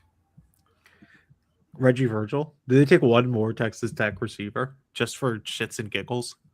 What about Josh Josh Cameron? I would That'd be take. fun. He's a little bit like I called Josh Cameron through the draft process Chris Bell for the teams that miss on Chris Bell. I thought they would have taken Jeff Caldwell, but they kind of were done with Caleb Douglas. Yeah. I agree. We are a couple picks away, but I will say this. After 138, I do have to step away to make a phone call. Again, this is because of the job stuff you and I have been talking about, Jordan. Yeah, of course. I'll Just have to Make do a that. phone call on the stream. No, I do not need everybody hearing me do a phone screening for a job. Boo. At least you said what it is. Good. All right, guys. We're going to put the graphic up here, and I'll see you guys after the pick. All righty. Not inviting a guest. I am taking this out. See ya.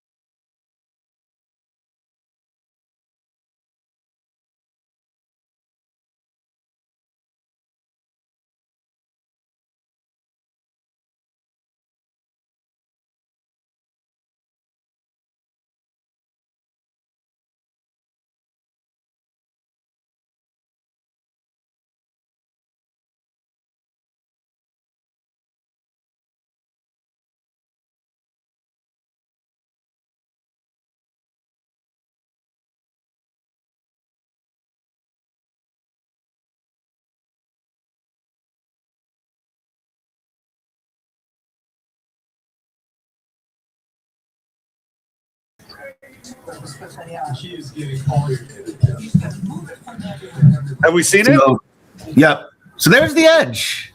I mean, I just feel like it's redundant. He's fine, but like also he's a sub package edge rusher who's never going to stop the run. So my question is, he's 6'2", 243. He has a high RAS score. He ran a 4.54. Do you think that there's a chance that he plays off-ball linebacker?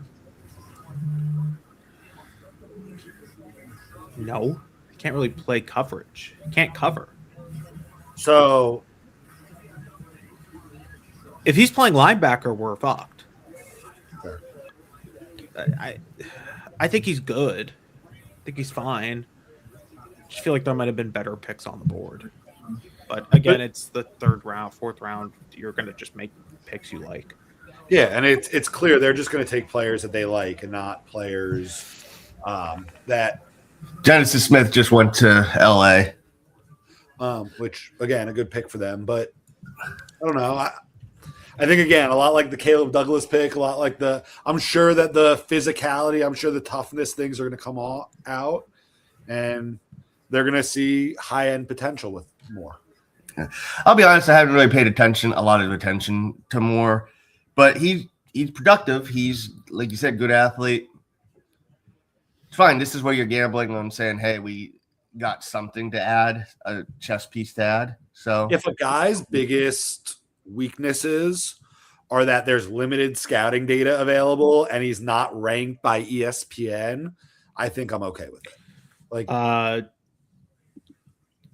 Dane Brugler's weaknesses. here we go. Dan Brugler. Is he a smaller edge or bigger linebacker? Question mark. Lacks ideal length, arm length, can be engulfed when taking on timing. Mediocre explosiveness and stride length off the snap. Often finds himself too far upfield. Needs more secondary creativity when initial rush plan is stymied. Struggles to pattern match as underneath coverage defender. Opportunistic instincts as a drop player aren't on tape. That does not scream off-ball linebacker to me. he was announced as an edge. So, yeah, I don't really like the numbers are there. Like you said, what he's talking about is mediocre explosiveness. Yeah, I'm looking at the RAS score now. Other than size, I think testing numbers don't show you explosiveness, right? Like, I mean, I think agree that with just shows you how fast they are.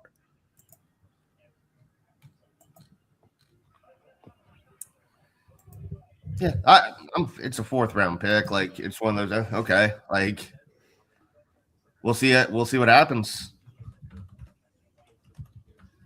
and we got another one coming up here. So Yeah. the question is this next one going to follow the same pattern? God, what? Yeah, like I think at this point, just go down safety and let's go pick a dumbass player in the 200s. All right, let's look at the safeties in the 200s. Robert Starting at, Spears Jennings, that's who they're taking. funny because I've looked at him a couple times. The same exact RAS score as Trey Moore. How old is Trey Moore? I'm interested in that. He's a fifth-year senior, sixth-year senior. 22. A lot of years. There's no way he's 22. He's 22 years old, and he turns 23 on May 5th. Played 5 years of college. He's 23. Okay. So, Kev, what is his athletic comparison? The only name on here that is not from like 2009 is O'Shane Ximenez. I don't know who that is. He went to what? Old Dominion or something? Old Dominion, played for the Falcons for a little. He's not in the league anymore, so. Trey Moore had 22 sacks in 2 seasons at UTSA. And then had 8.5 at Texas in 2 years. He had 35.5 tackles for loss in 2 years at UTSA. Yeah, I see some people saying, "Oh, we need an edge setter." There's no edge setters left in this year. Yeah. Correct. We're going to sign Epinesa to do that.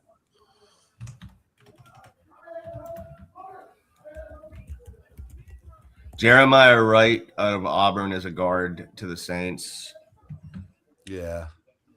All right, we got what? 5 more? I think so. Yeah, so Saints drafted. So Baltimore, Atlanta, Indiana, New Orleans, Dallas. So yeah, 5 more between us.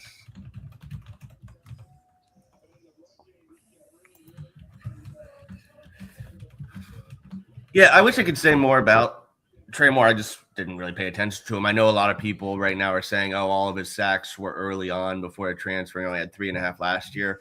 He I don't know didn't people play a do this lot for last year. everything. They had like 10 edge rushers. Right. I don't know. Broad jump is okay. He's slightly above average broad jump wise. He's below average in 20-yard shuttle at a 4.43. I don't see explosiveness on his The test. 49ers just made another trade. They traded down 21 spots and picked up a 2027 6th round pick.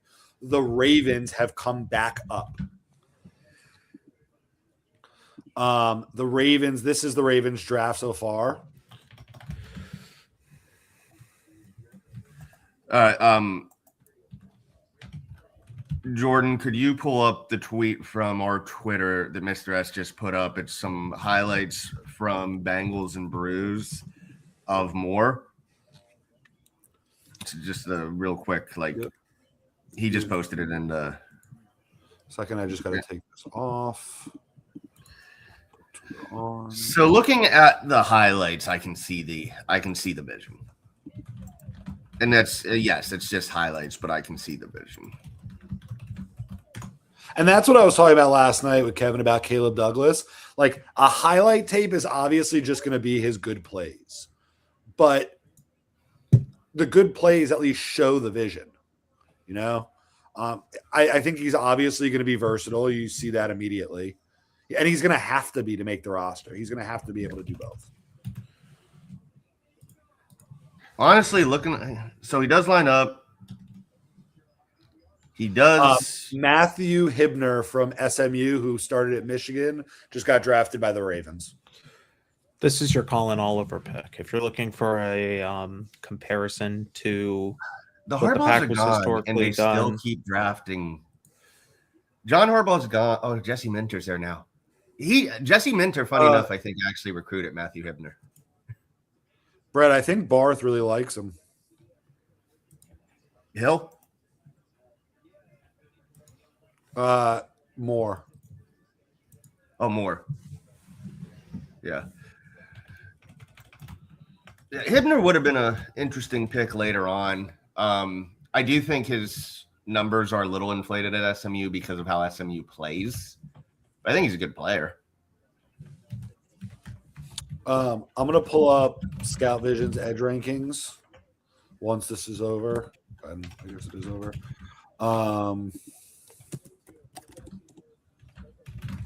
If you are in here and do not follow Scout's Visions, definitely follow him. Sorry, guys. Linebackers, corners, safeties, edge. All right, go ahead and make that. So he had Trey Moore as a 4th round pick. Shout out Barth. So he had him under Joseph and Overton, who neither of whom have gone. But if you go by Scouts Vision's rankings, this is good value. And I know there's some stuff with Joseph and Overton. So, I mean, getting more in that spot to me, I mean, Scouts Vision had him top 3 at the position. So, and ahead of Caden Curry, who I know I like a lot of people that are involved in Scouts Vision like. So This is very similar to Colin Oliver last year. Pretty similar athletic profiles. They're both tweeners. Colin Oliver, of course, who the Packers took in the 5th round, so kind of similar value-wise. This Was is that the again, player that came up for you? No, this is just me thinking to what they have done historically. This is Colin Oliver. Colin Oliver, I think, was okay last year for the Packers. yeah, and Barth in our Discord also said who does Scratch Scouts that. Vision. He had Colin one Oliver tackle. had 1 tackle, so he was not good. Said he's got a nice variety of moves as a pass rusher, line him up all over the place, play him on the edge, let him play off ball on early downs, put him over center guard on pass downs, let him rush. So this is adding another weapon on obvious passing downs. Which, even if we have some issues with availability, and we need edge setters, we still need actual proven pass rushers. For sure. So what do we go now? 138 and then 150?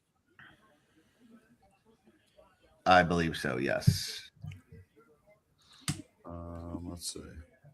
138, 151, 177, 180. I'd be shocked if they make all four of those.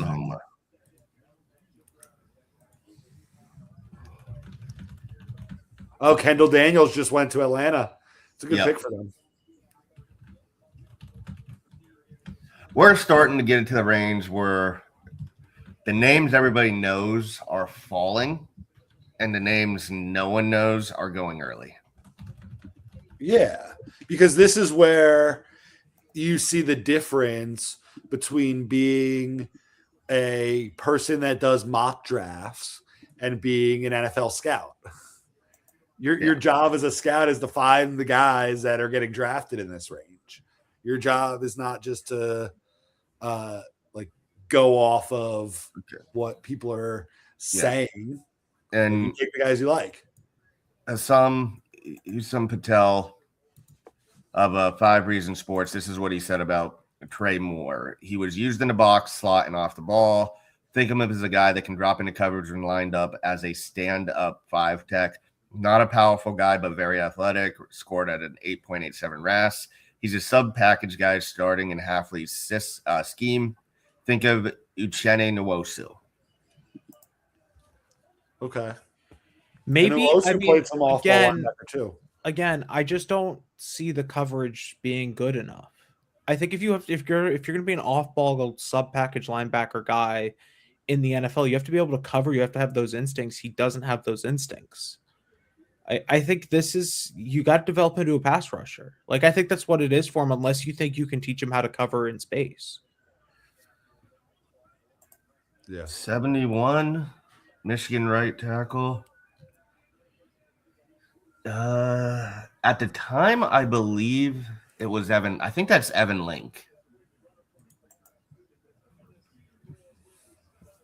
Or it might have been Andrew Sprague. Yeah, it is Evan Link. I couldn't remember. Guys, we have 2 picks and then ours. All those safeties are still there. Yeah. The only one that's gone is Justin Smith. Again, none of those safeties are still there. A couple linebackers have gone. Sully again, seeing the run. To me, this has to be a safety. I don't, unless it's a 1 tech. If it's a 1 tech, you got to scroll down further. They're not taking a guy in the 150s, baby.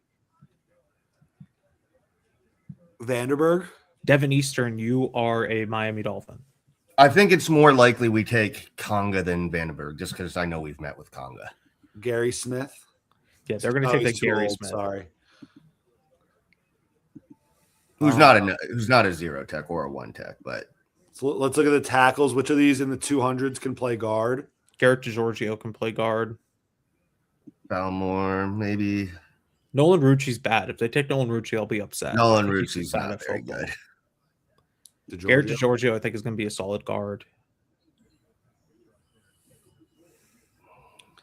I'll look at corners down here. We did meet with what was it, Hezekiah Masses?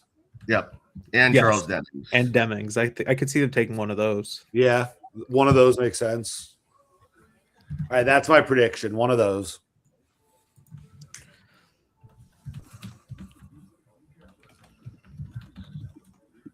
Brett mentioned doubling up at tight end. I just don't really see it. I think that between Dulcich, Ben Sims, I don't Coops, go up a little bit. Don't hate Bentley. Still sitting there. I could see Jolly. I know a lot of people like Dallin Bentley. I can't see it.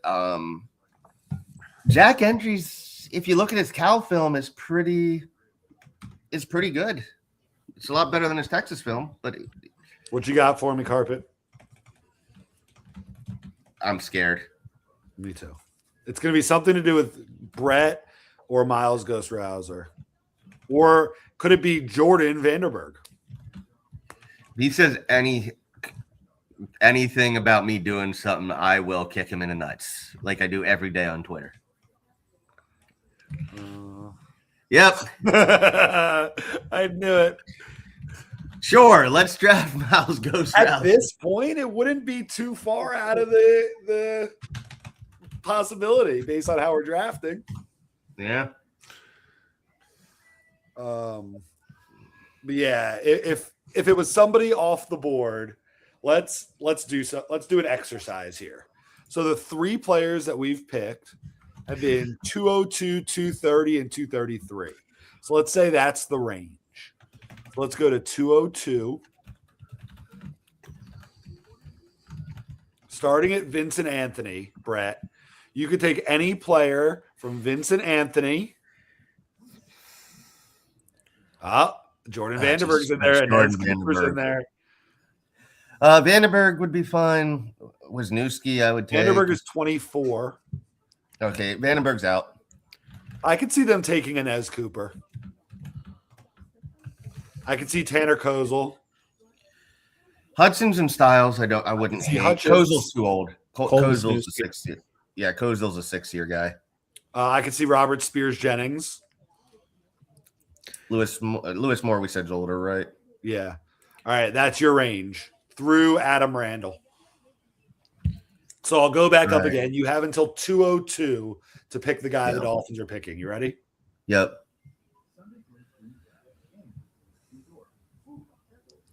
Just for the athleticism, Lorenzo Styles. What's his age? 20. He's about to be 24. And so's Rodriguez again. Hey, Trim was also 23. He's not exactly young. Yeah. I mean, last time we took a Wisconsin edge on day 3 of the draft, it turned out well. So Mason Rager, maybe. I will say that we take, if we go high on the board like we did with Chris Bell, I think it's going to be Kilgore or Payne. If we take somebody in the range of our exercise, I will say Nez Cooper. Yeah. I could see Kilgore. I could see Payne. Part of me still kind of thinks, well, no, since we took Trey Moore, I don't know if we take Kyle Lewis because Kyle Lewis is basically Trey Moore, but a linebacker safety hybrid rather than a linebacker edge hybrid. If we take someone like Kyle Lewis, that's just telling you that Hafley's in mad scientist mode. The Saints just took Bryce Lance. Yeah.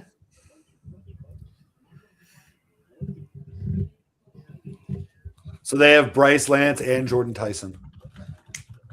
And Chris Olave. And two of those three are going to be on IR at some point. Hey, but you get a bunch of them and hope that a couple are healthy.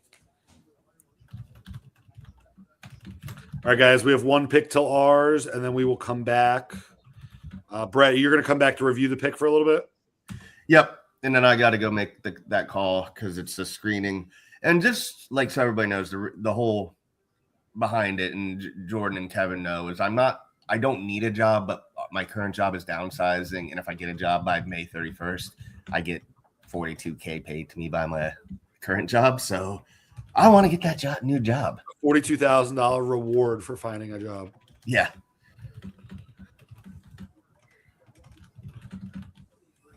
So the pick is in per Miami's Twitter. All right. I'm going to take a guess here and say it's Cole Wisniewski. I don't think it is, but I'm going to say it is. I will say we're still a couple picks away because they haven't announced Dallas yet. Jalen Kilgore or Nez Cooper are my two picks. Are there any safeties we've met with still available? Well, I don't know everybody we've met with. Any of those have been announced. Yep. VJ Payne, Jalen Kilgore, and Nez Cooper are my three names. All right. Which means it'll be nobody. Yeah. Shout out Miles Ghost Rouser. I'll see you guys on the other side. Brett, it's about to go to commercial. If you want to make your screening call now. No, Yeah, it's how got- it's long gonna does be- that take? It's going to be a 30-minute call. Jesus Christ. 30 minute Yeah. screening? Yeah, Are they asking you your deepest, darkest secrets? basically. Brett, what is your deepest, darkest secret? I'm deathly afraid of sloths. You should tell that Sloths? to the. You should tell that Yeah, on like the the animal screening call. sloths. They freak Oh, me out. sloth. I thought you meant like a slot machine. No, sloths. They freak me out. Is it the face? So the reason behind it is when I was younger, my mom took me to the Ann A Arbor and they sloth had a touched you in the sloth there. wrong place. No, we went to the zoo and they put the sloth on me and it's just crawling, and it's just, ugh. I hate them. All right, fair enough. We'll come back with some sloth facts for Brett. No, we will not. If the list gets to 1 million followers, Brett will hug Brett a will sloth. touch a sloth. We'll have to figure out how to fight that happen, but we'll figure it out. Hey, if we There's get an to 1 easy way to million, make it happen because my family goes to Myrtle Beach and there is actually a sloth exhibition at Myrtle Beach. Oh, damn, we've Yeah. already figured that out. Thanks, Brett. Yeah. Yeah. Thanks, Brett, for arranging that for us. You pay for it, I'll do it. And I'll whine the whole time. Oh, okay. Not only would I pay for it, I'd consider traveling to see it in person. Yeah. Myrtle Beach is, well, you would love Myrtle Beach because it's all golfing. Hey, I love that. All right, we're gonna come back here. Dallas is gonna pick, and then Miami's gonna pick. I am gonna, because it is now 11 a.m. Go grab myself something while it's on commercial, and I will see you guys on the other side. So yeah. All right.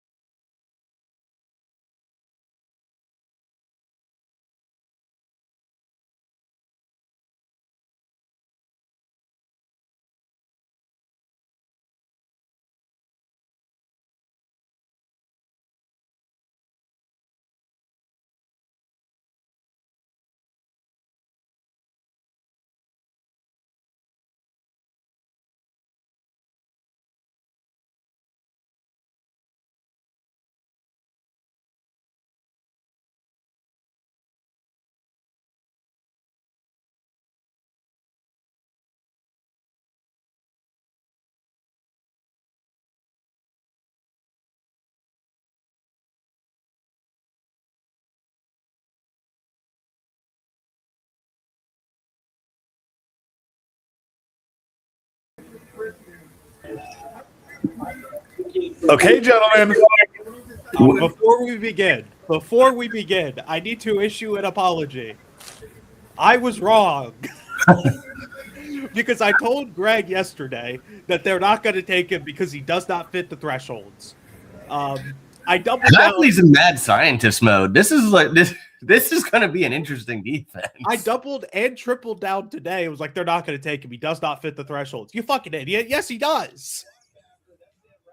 He doesn't actually, but. Yeah. Oh, they announced him at safety? They announced him at linebacker. Okay, so then the NFL Network just has him listed, or the ESPN broadcast just has him listed. NFL Network has him as a linebacker, and they said linebacker. Is Jeff Hafley wearing the same shirt that he was wearing Thursday night? Has Jeff Hafley left his office? Has since Probably the not. draft started? This is a guy who slept 2 years in his Okay, office. no. I have a legitimate question. Has Jeff Hafley left his office since being hired as the coach of the Miami Dolphins? Probably. So I'm going to take this down. Brett, any last notes, and I'll let you go. Well, so we'll give a little bit. So he is Kyle Lewis, the guy we were talking about. He is probably, because of his size, he's probably going to end up being a safety. This is going to be a weird so this defense went from, I think it's fair to say, under, I'd say Chris Ware, but we'll just be fair and say the Mike McDaniel regime, where it was a very unathletic defense. There were some outliers like Chop Robinson, Jalen Phillips, but once you got an open space, our players could not make a play. Could not make a play. Where's the line there? I don't see it. As Prysock from Washington just got picked by the 49ers. That's what guy Greg brought up. But yeah, so the other thing is, not only are we getting physical, we're getting athletic. Like, I think John Eric Sullivan is a bigger rasshole than Mr. S is. That's I'm gonna be sure. fun. I think Discord likes that pick, huh? I mean, Yeah. my question on this rasshole thing is there a GM who isn't a rasshole at this point? Like, I feel like every GM just takes athletic players, and that's what Raz measures, right? Like, I think that, like, the bigger shock about this is that he does not fit into what the Packers have typically taken at safety or at linebacker, in the sense that he's a little smaller, lighter. He's athletic as shit, can kind of do it all. This is a take the player, figure it out kind of thing later. You know, take the talent. Well, we can figure out where he fits later. Yeah, he's going to play the star position in our defense. So, all right, guys, I will be back after this screening. Yes, sir. Have fun day, and we're what 20 picks away again. Give or take, yeah. 13, I think. Okay, I'll be back in a little bit, guys. Sorry, I'm trying to put somebody in jail on You're good. Discord. I've never done it before.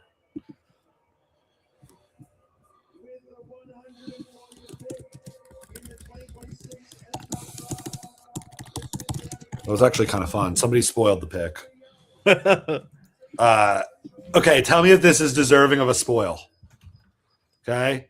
He said Jeremy Chin-sized linebacker. Yeah, that kind of gave it away. Yeah, I agree.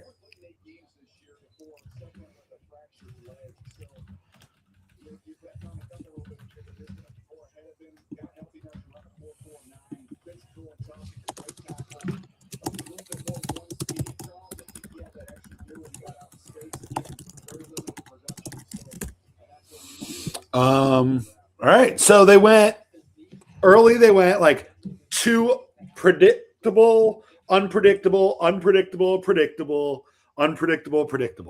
So that means 151 is going to be something that nobody sees coming.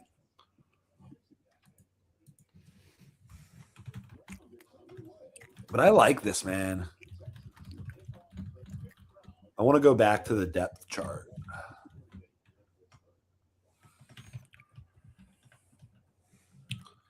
You know, they got to make it so I don't have to keep redoing this.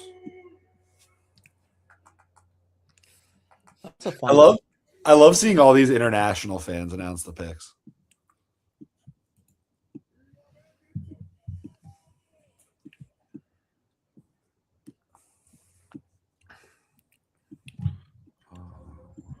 This has some Nick Martin in it too. Kyle Lewis. Yeah, Nick Martin was a third rounder for the 49ers last year, played a little bit in that kind of linebacker room. That's a very interesting one to me.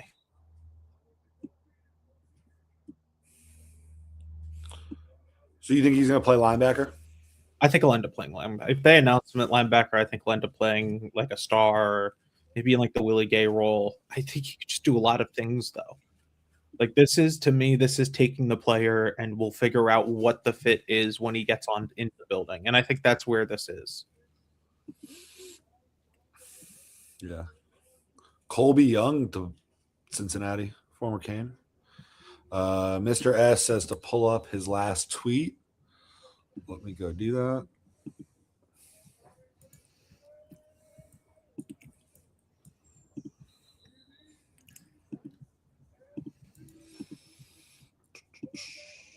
Here it is.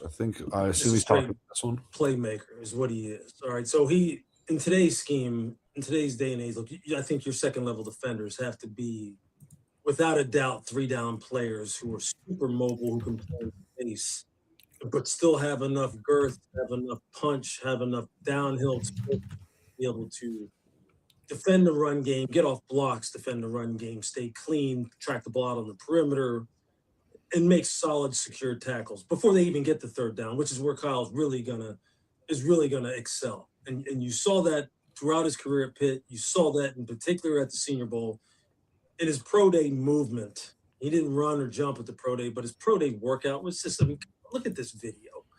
I mean, that's crazy. I mean, this is a guy who's just under 6 foot. He's going to probably play somewhere in the 2.25 range, 228 range when his body fully matures, and if that's how big he wants to play.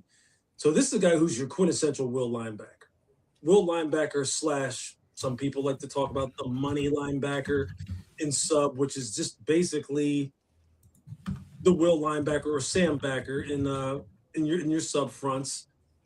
This is the kind of guy who really he just reminds me of so much of Derek Brooks and what Derek was like when he was in Tampa Bay, when he came out of Florida State as a second rounder, a guy who was about 2.25 at the same time, just a smidge over 6 foot, but Kyle's faster. Kyle has just as good of ball skills, probably has better coverage skills.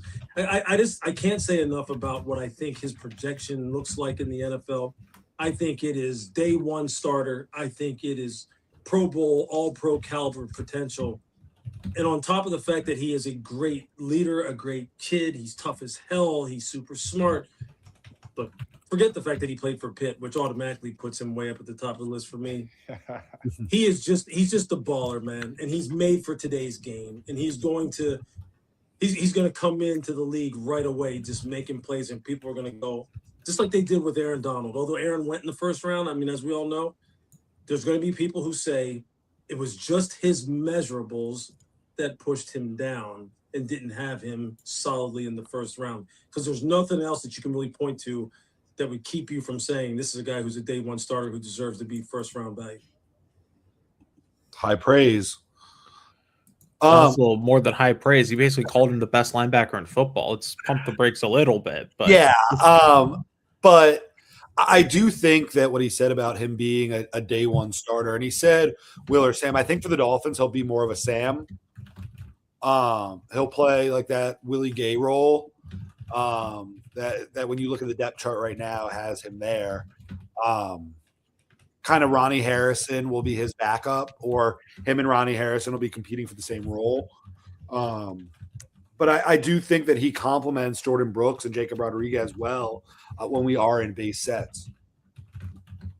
Yeah, I mean, I think this is not a base set guy. This is a guy who's going to come in. He's going to play specific downs. He's going to be a do it all move piece kind of player, and you need those kind of guys still, right? Like there's been so much talk about, especially across the league, of taking guys who can play every down, taking guys who can do, first down, second down, third down stuff. But once you get to round 4, round 5, later on in the draft, those guys don't exist. Those guys are going day one, early day two, into mid day two. They're not on the board at 138 or at 150, right? Like those guys don't exist. You just have to take players. And I think what Kyle Lewis has that most other guys don't have is versatility. He's incredibly high motor. He's going to try and chase guys down the field. I love his as my mic disconnects. I love the things that he can bring from an athletic standpoint. It's just finding the fit for him. And is it linebacker? Is it safety? Is it like a slot cornerback kind of thing? Do we have him develop? Is he going to be a guy who defends tight ends in space, right? Like there's so much that he can do. It's just about finding the fit. And you still need chess pieces in the NBA or in the NFL. Sorry. You also need in the NBA, but you need them in the NFL. You need guys who are going to do those things well. And I think that's what he's going to do at an incredibly high level is he's just going to be a guy that you can trust to do those things and figure it out later. And I think that's going to be the most important thing about this is you may not know his role until the season begins, but it's going to be a matter of finding ways to get him on the field when you need athleticism. You need, guys who are going to track guys down the field. I think that's where Kyle Lewis fits. Is he's a guy who's going to have to get on the field in certain situations, but he's going to be able to do that. Yeah, I think that you said, is he going to be a linebacker? Is he going to be a safety? Is he going to be a nickel? I think the answer to all that is yes. I think that he is going to be a guy that is what's the piece in chess? I'm not a big chess guy. Is it the queen that moves all over and can move in every direction?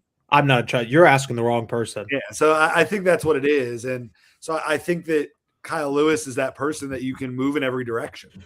And yeah, at first, I think as a rookie, you'll ease him in and have him get really good at one role. But I think that as his game develops and as he turns into the player that you see at his peak, he's a guy that I think is going to do so many different things and be a perfect way to disguise defenses and allow you to sit in a base set and really be doing something funky, be able to sit in something funky and be able to do a base set. Yeah, I think there's a lot of different ways that as your mic disconnects. Eventually, but it's not going to happen today, clearly. There's a lot of different ways that this works. It's just a matter of finding a way to get him on the field. And that's going to be the biggest thing is you just have to find ways to get him on the field. Absolutely. And I think if there's a guy that's going to do it, it's going to be Half. But now that we have officially crossed pick 143, I am going to open this Blue Moon. Hell yeah. Mr. S would like us to go get Jordan Vanderberg. Also, Carpet Dinosaur has a question for Kevin.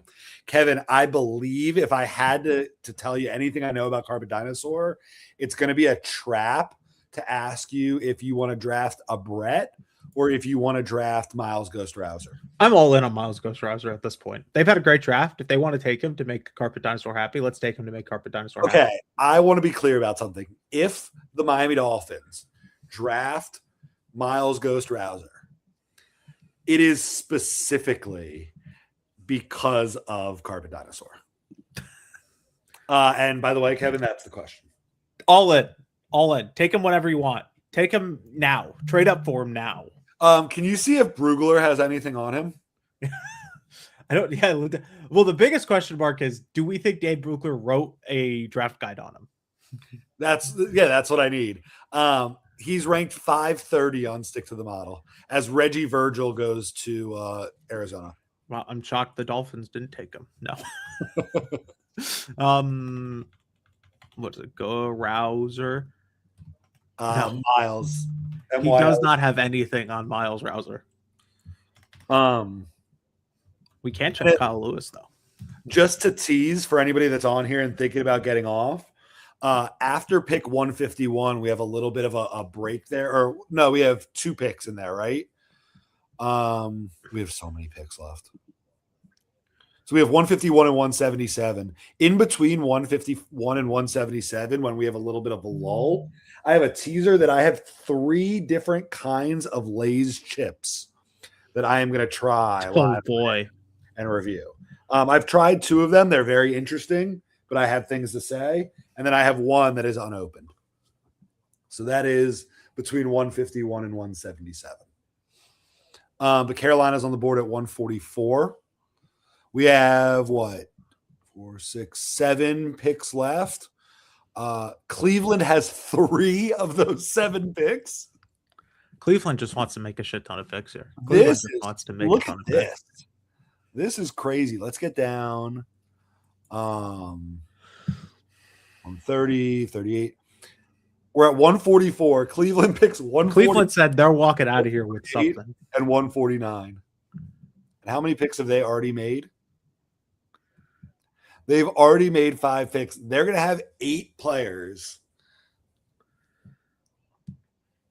Honestly, I don't hate that draft. It's a really good draft for them. I don't love the Austin Barber pick. That's like the one pick I'm not a huge fan of, but every other pick is a great pick. I think Austin Barber, he was a 10.0 Raz guy.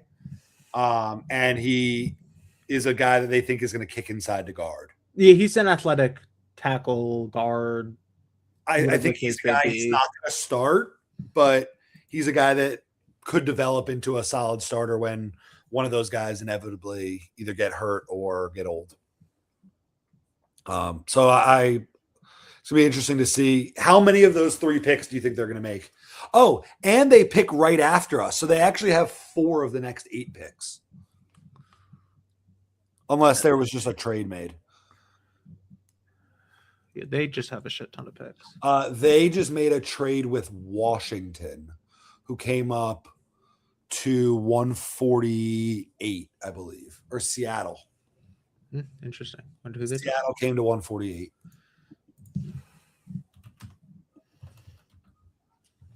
All right, big board time. Who are the Dolphins taking in 6 picks? Jeez. As Nick Barrett just went to the Chargers. We're officially at the point in the draft where they don't show the picks being made anymore. Which I'm a firm believer that there should be a channel that shows every single one of the 256 picks being announced. They don't announce all 256 picks though. So They should. Everybody that gets drafted should get to hear their name called.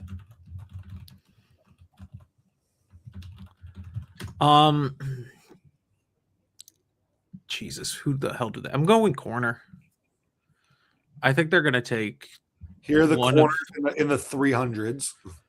I think they'll take one of the guys they met with. So that's either Demings, Masses. Hezekiah Massis or Charles Demings. Yeah.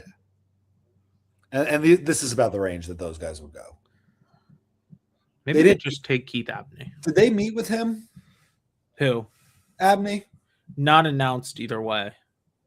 They met with Cyrus Allen. I just don't see them taking another receiver. Honestly, because of the whole mindset of taking quarterbacks until you figure one out, like I wouldn't hate taking Garrett Nussmeier in this range. I think Garrett Nussmeier is bad, so I'm good. I think there's something there. I mean, you could take Taylor Green probably at 177 if you're obsessed, but I think you could pass on one. Do you think running back's a need for the Dolphins? I don't think it's a need, but I think if there's a guy you like, you take him. I think that in general, I'm a little iffy on Ollie Gordon as anything more than like a power back. I think he's just okay. Jalen Wright is so inconsistent that I don't know if we can bet him being a long-term piece. All those safeties are still there.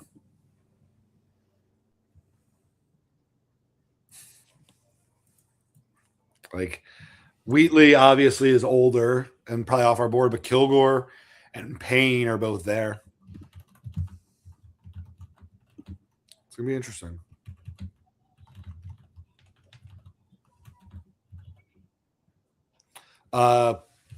Somebody said that the Patriots tried to trade up for Trey Moore ahead of us.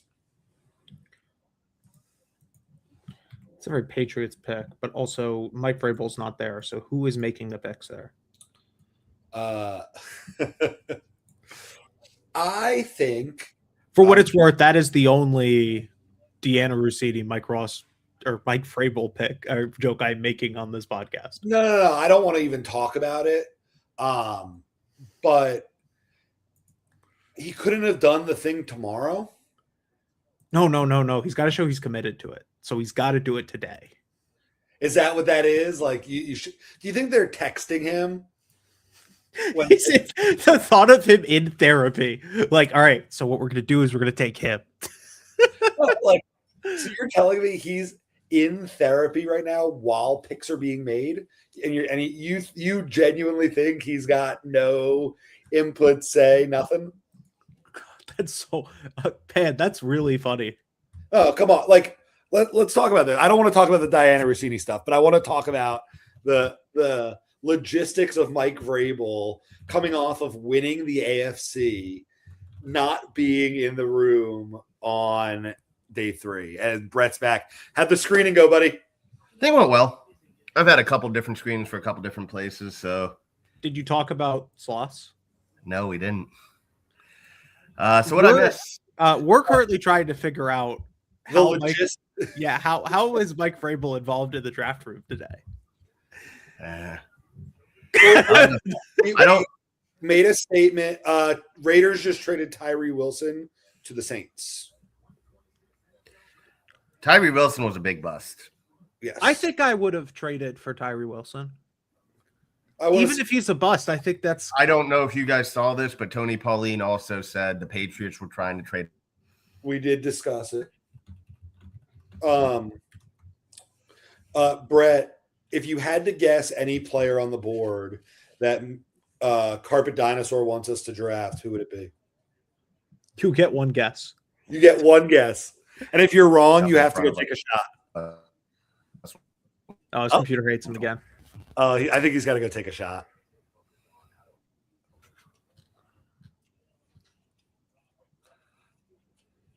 Hi, Brett. Loving the frozen Brett. Brett immediately comes back and freezes. Bye, Brett. Good to see you, Brett. All right. Let's look at best available. I actually want to look at it like this. If I keep making it smaller, eventually I can go like this. Looking at best player available,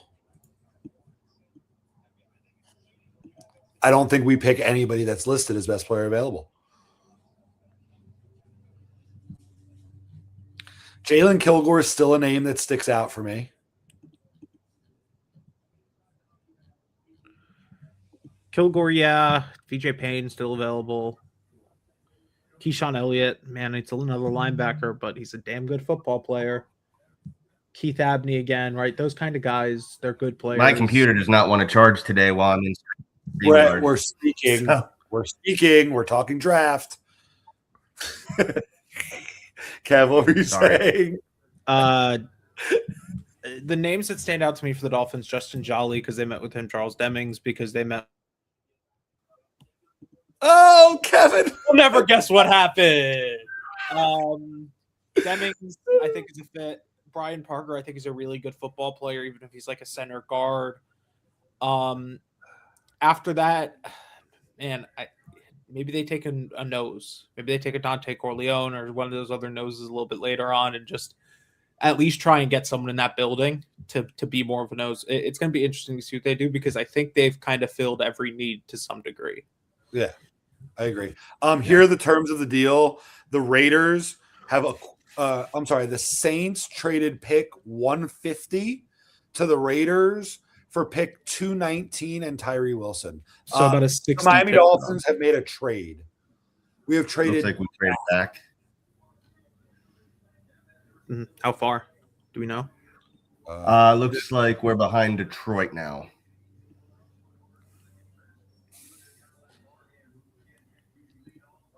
I'll take it. I want to pick next year.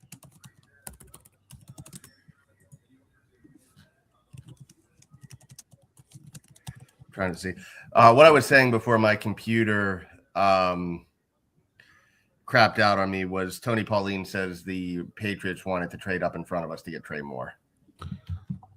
I think the Dolphins got a 2027 pick.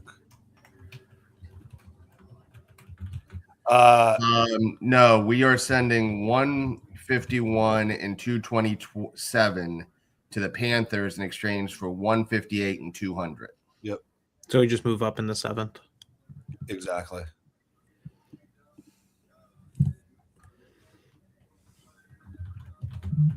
So we move up 27 spots to move down 7 spots. I'll do that. Yeah. Yeah. So let me see. What's our pick after this one? So we pick now what, 158? Oh, Carolina had 2 picks there. That's funny. So we pick 158, then 177. Okay.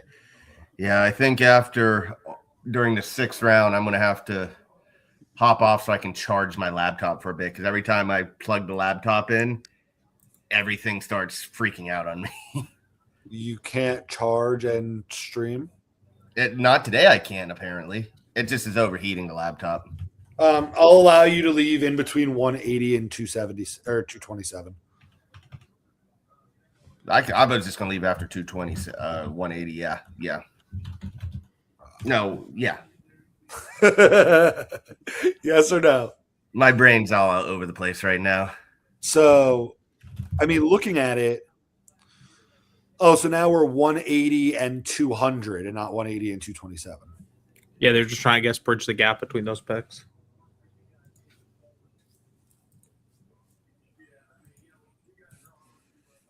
Did we not have a 6th round pick before? Oh, yeah, we did. We had 180 180. to the 6th?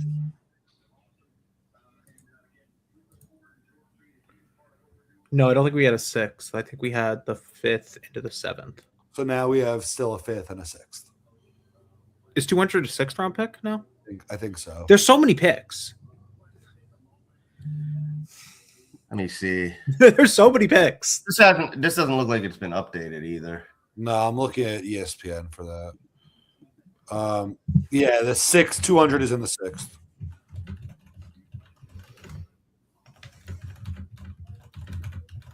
So we traded a 5th and a 7th for a 5th and a 6th. If that's not chess, I don't know what is.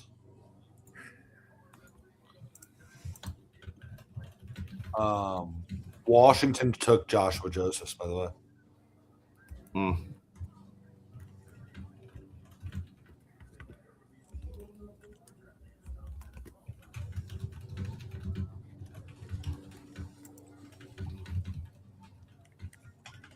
The Dolphins tweeted Sully wheeling and dealing.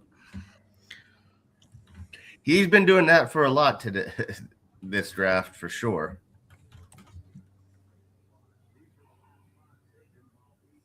It's funny, in Discord, people are posting screenshots of people celebrating the Jonah pick. Hell yeah. Keep those receipts.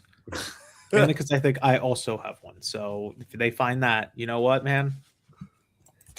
Whoops.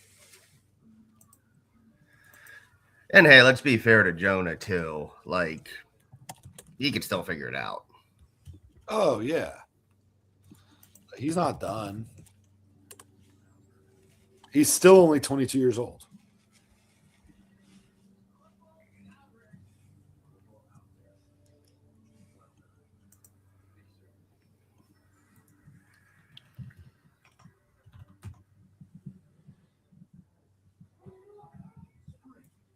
I mean, he was always very athletic. So, there's always room to grow. By the time he's 24, 25, he's going to have 3-4 years under his belt. Yeah. But I also don't think we have the loyalty now to him with the new staff either. Totally. And if he doesn't work out, they get rid of him. But right now, I don't think it makes sense to get rid of him. The Browns just picked Justin Jefferson, the linebacker from Alabama.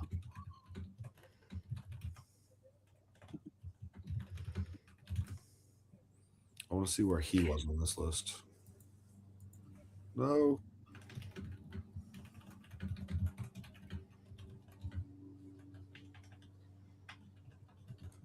.303. Is that the lowest player drafted? 303? Might be. Yeah, it's lower. Oh, 315. 321. 321. Hibner. 341 Woodaz. And I believe these rankings up to a certain point are the average of where guys get drafted by fans. Yeah, I have a consensus big board up. I can check everyone. Yeah, I want to know who the lowest guy that got drafted is. Dalton Johnson from Arizona just went to Vegas. That might end up being the lowest one. StreamYard hates me today.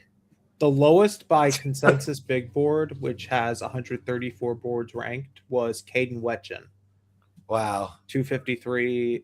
Wesley Williams at 236. No, it was Wade Woodaz, who was 281. You're going to have to check Dalton Johnson.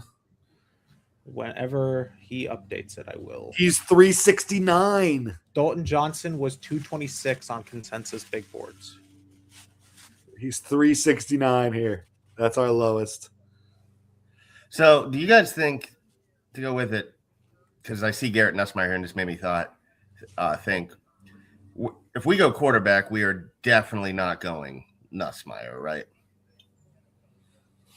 If we're going quarterback, you got to think it might be Taylor Green. Because who I would think are Green or Daniels. I don't want a quarterback in this. I think they suck. I think they're bad. I think Jalen Daniels could be a quarterback 3. I take Baron Morton and try and develop. I take Jack Strand, the D2 guy, and just hope he's someone. But I'll say this: Cole Payton and Taylor Green, I think, could play other positions if they struggle at quarterback. Taylor Green, especially. Yeah, I personally, I cross Cole Payton off my board just because I don't want a lefty. Oh damn! Deion Burks is still available. Yeah. But I feel like we have enough of those guys. Yeah, I don't trust a lot of receivers that come from that system. Penn State goes Wheatley. Okay. Carolina's had a good draft, man.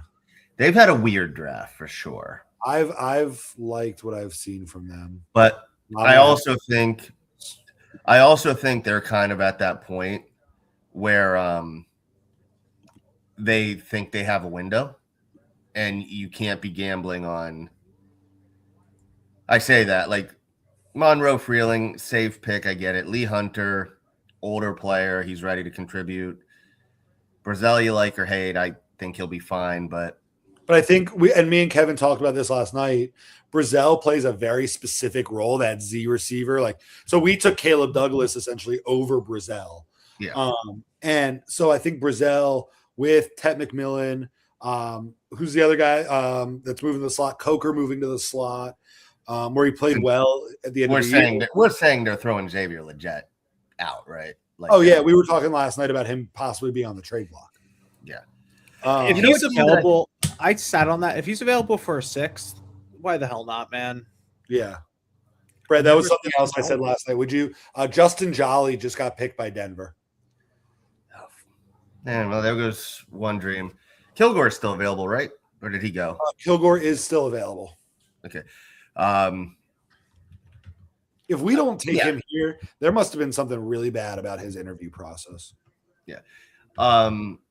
Honestly, with any young wide receiver that might be struggling, why not take a chance? It's crazy that we've gotten to the point where the Dolphins have made too many picks. Last time we did that, we picked what's his name? Blake Ferguson. Once you start drafting long snappers, you have too many picks. I don't know if we'll draft a long snapper. I think we're going to draft a fullback. There's one fullback, and I'd be happy if we do. I know you will, and I think we're going to take him. I have a feeling. Not here, but I think in the 200s, maybe at 200. You'll see a quarterback or a fullback. Carpet Dinosaur, you are a foul individual. Oh, you're talking about Kentucky. I thought you were talking about the alcohol because you're always drunk. Jagger Burton. Yeah. He played under their O-line coach for a little bit, so Yeah, he did. could be an interesting fit later on. Who just went, Green Bay. So he would have been a pick for us. Oh, he would have been a pick to us, I think. Guys, we have 4 picks until ours. He was talking about the alcohol, sir. Yeah, I know he was. You're a foul individual, Carpet Dinosaur. Guys, there are 4 picks until ours. So we've gone guy in the 40s, 2 guys in the 200s, 50s, 200s, 60s. So this pick will either be in the 200s we shared or the 70s, and there are no players in the 70s. So, guys, who do you think the Dolphins are going to pick? I would still go Anthony Lucas. I would still go Jalen Kilgore. Same exact guys we've been predicting this whole time. You know what? I would also say this is probably Taylon Green territory or watch list. Yeah. Zane Durant. I do like Zane Durant. I don't know if he's a fit. I do like him, though, but I think he might be a little redundant for what we have. Brian Parker. I don't know Parker that well. That's one for Kev. Brian Parker, tackle in college, who is going essentially the Graham Barton path. Worse, he's going to make a shift to center because he can't block. Do you agree with Mr. S on this?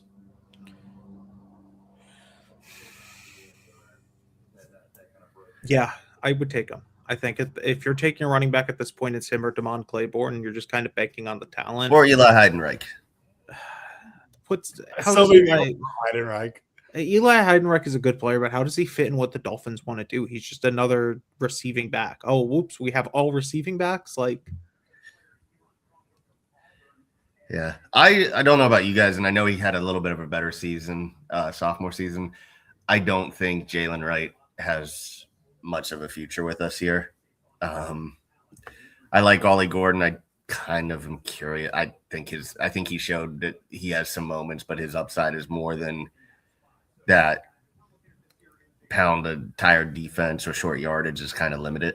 I do think if we pick all of our picks in the rest of the draft, which is 5 more, I think we do take a running back. I would take at this point either Katron Allen or Nick Singleton. Allen's probably more of what we need if you're looking at the Penn State guys. Take them both. I think only D tackle. I think you kind of punt at this point. I'm afraid to say. There's Jaden Duggar. Jaden Duggar. Is he related to the other Duggar? No.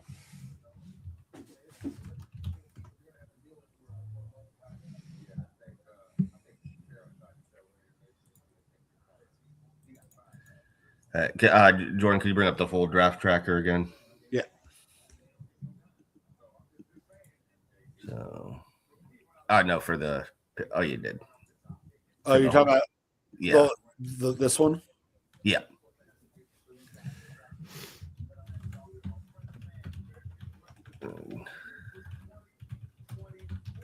Jaden Duggar, Tampa, Detroit. I know Greg was hyping up Jaden Duggar a lot in the last month or so. He's a really good, fun player.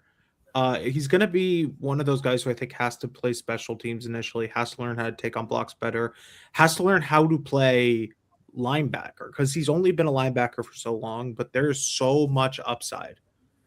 He is so talented that I think he could well and truly be something at the next level. He just needs some time. And we're officially back on the clock. Guys, here's what we're going to do because it is going to be too ridiculous to pick a player at this point. Tell me before we get off here, will it be an offensive, defensive, or special teams player? I'll pick a player. I don't care. Pick a I'll player. go defense, cornerback, Charles Demings. Because you picked Demings, I'll pick the other one. Who's it? Masses. Yeah, Hezekiah Masses. So Based off how this day's gone, he's going to be a cornerback safety hybrid. We've picked- ranked in the 250s. Yeah, we've taken a linebacker edge hybrid, a linebacker safety hybrid, so now it's safety corner hybrid. So who's all that? three of us agree it is going to be a secondary player, which means it We're is gonna going to wrong. be I can't wait. an offensive line. Garrett Nussmeier. Taylon Green. Oh, George Gums just went to the Colts. And right when we see the Detroit pick, I'll So, if just hypothetically, if we were to pick Taylon Green, is there a way you can do a gadget package with both Taylon Green and Caden Proctor in the backfield? and Jacob Rodriguez. Yeah, why stop And there? Rodriguez. And Taylon Green wouldn't be at quarterback in that situation. Well, he might not be a quarterback in the NFL either. So Very true. No, you do a Wildcat Jacob Rodriguez at quarterback, and on one side of the wide receivers are Proctor and Taylon Green. I love it. All right, guys. Detroit is about to make their pick. I will see you guys on the other side. yeah. Sounds good.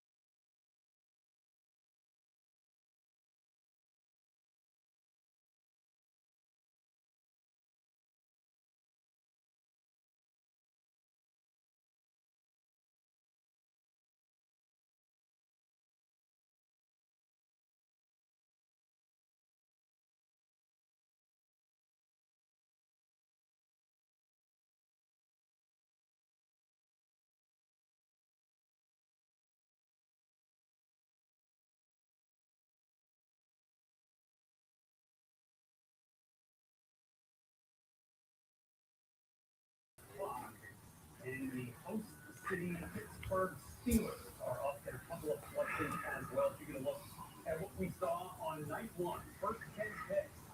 We had a trade in there with Kids for the Chiefs moving up to number 6. We talked about Mendoza going number 1. And then, guys, as we assess here, what did you guys think, NJ, what do you think was the biggest surprise of those first 10 picks? Yeah, Francis Marinella, really a kid. To me, he was the best player in the league. And not being the first Yeah, not being the first, like, to me, he was the top players you have to say. I'm telling you, watching tape and looking at the size and ability. First of all, he's ginormous. I don't think he can walk straight through it or gets a turn. He's either patty corner or turn sideways to get through it. The other part is his hands are strong, and he is a physical presence with a winning mindset. And he's a brilliant. All right, guys. Somebody we've talked about. Hook him. Hook him. No, he's a good player. He's a good player. I think he could have probably gone higher. For sure. So it is Michael Taffy. Michael Taffy, safety. Texas, sorry. I'm all choked up. Were you crying in there a little bit? A little bit. I think he's a solid player. I think, again, he's going to be one of those players that's talked about as a captain, as a hard worker, and as a guy that's going to come in and bring leadership to this team. And I think he's going to play early on for sure. I honestly like Taffy probably more during most of the process than some of the other safeties available at this point. He'll start on special teams from day one. Yep. He's going to be a special teams ace. Physically, though, I just don't think he has it. I don't think he's a guy defensively for anything more than like sub package, safety, rotation stuff. It's the second set of teammates we've drafted. Yeah, I look at his film and I think he's good. I think he's good as a 30 snap guy, 30% of the snap guy. I just don't see long-term value in terms of him being a every down player because he's just so physically not weak, but physically does not fit the profile of what NFL teams are naturally going to take and gravitate towards. And so in the sense of at this point, you're drafting for guys who fill out a roster who are high-level depth pieces. This is going to be a high-level depth piece. I just don't see a starter there. I think you can. I don't know about high level, but I think you can get solid starter. We have to see how those physical traits look out because he does not have the physical traits. Like he's not super athletic. He's kind of small, right? Like This is the first guy, maybe second. He's one of the only ones that doesn't grade as elite athlete. Great agility, though. I mean, he's okay athletically. He's not like unathletic. He's just not an elite NFL athlete. I need to stop the show. At 159th overall, Max Bredesen has been picked by the Vikings. He has been. The sound you hear is my heart breaking. Whoever was talking about Taffy can continue. I think he's just going to be an awesome depth piece, like blitzer, kind of 30-40% of the snap guy, but he'll play special teams. If you want a special teamer, he'll be a special teamer. And I think that at this point in the draft on day 3, even if it's special teams, if you have a guy that you're sure of is going to be able to do that, like add him to your football team. Like if you see a clearly defined role for somebody, add them. Yeah.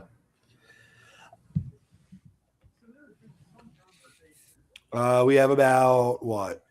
Arch Manning, per Mr. S's tweet he just shared, was at Michael Taffy's draft party.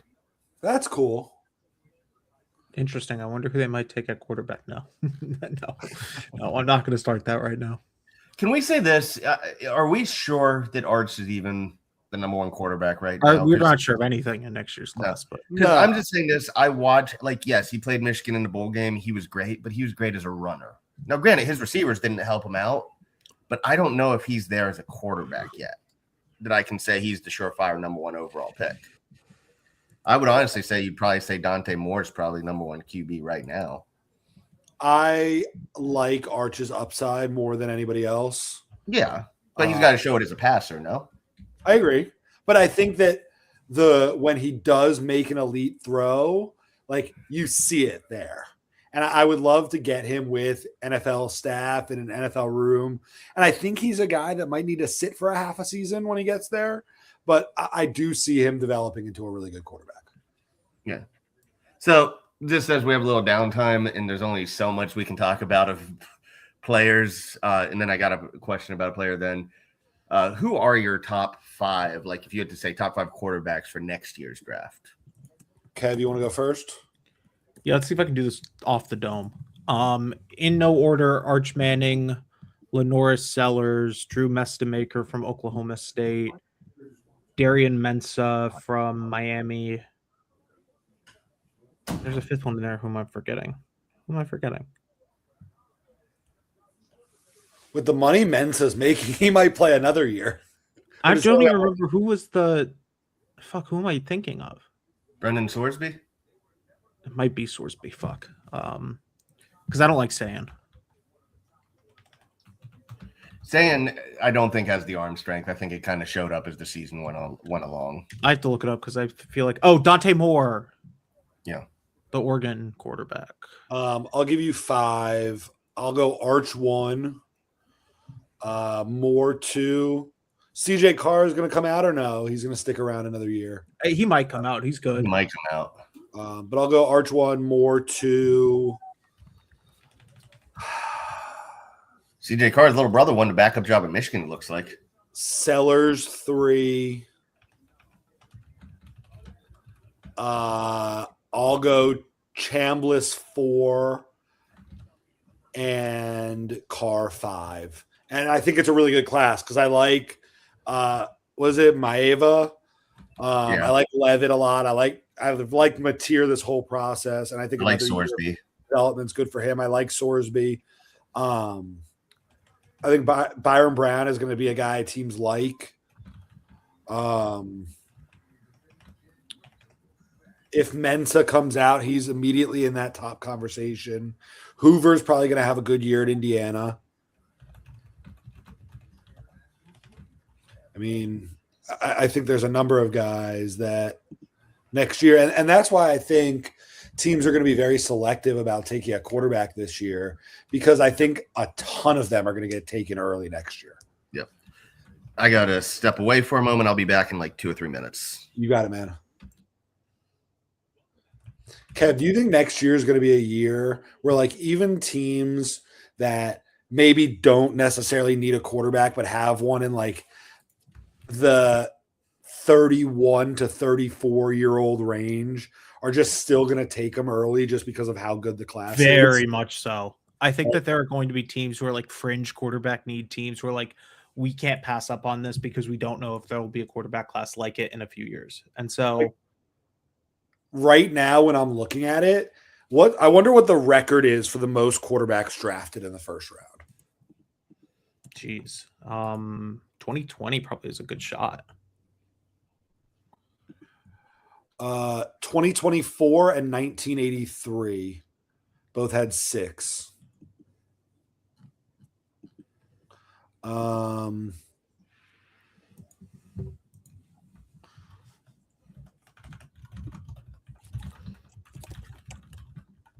6 in 2024 was Caleb Williams, Jaden Daniels, Drake May, Penix, McCarthy, and Bo Nix. 1983 was Elway, Blackledge, Jim Kelly, Tony Eason, Ken O'Brien, and Dan Marino. So in one of those drafts, we took a quarterback. And we did it from what, 27 overall? Yeah. So it could happen again.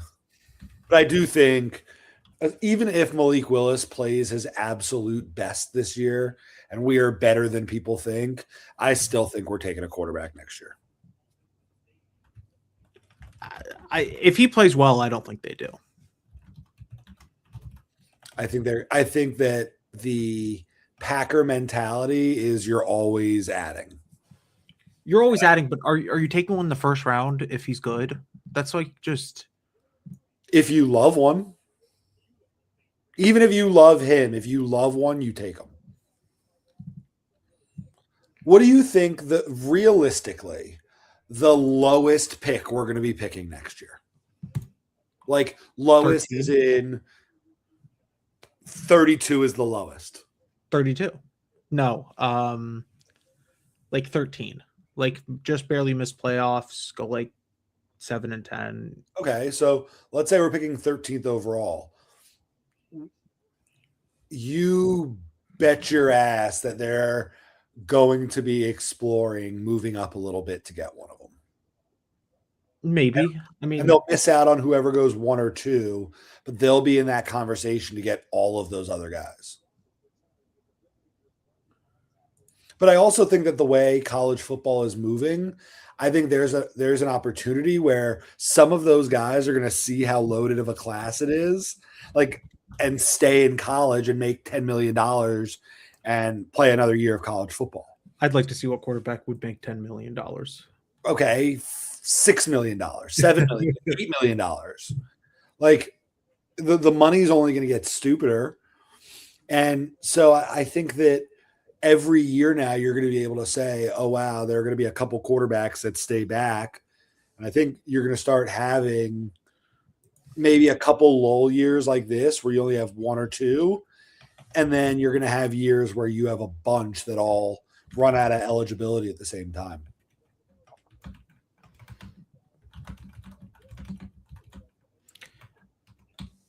I'm officially at the point where I have the draft down to 2 TVs. And then I have the Zurich Classic on one. And for some reason, there's like soccer commentary on the 4th. I'm shocked you don't have one with like HGTV. That's what freaking YouTube TV loves to do. For some reason, it's not letting me like choose my quad box. Let's see if I can. Chandler Rivers just got picked by the Ravens. Interesting. All right. Oh, wait. Okay. I can build one now. I'm adding. Yeah, what's the weirdest stuff you get to add to it? No. I'm gonna make a good one for now. I'm gonna have 2 drafts. I'm gonna have the Zurich Classic, and until the hockey games start yet. I don't think so.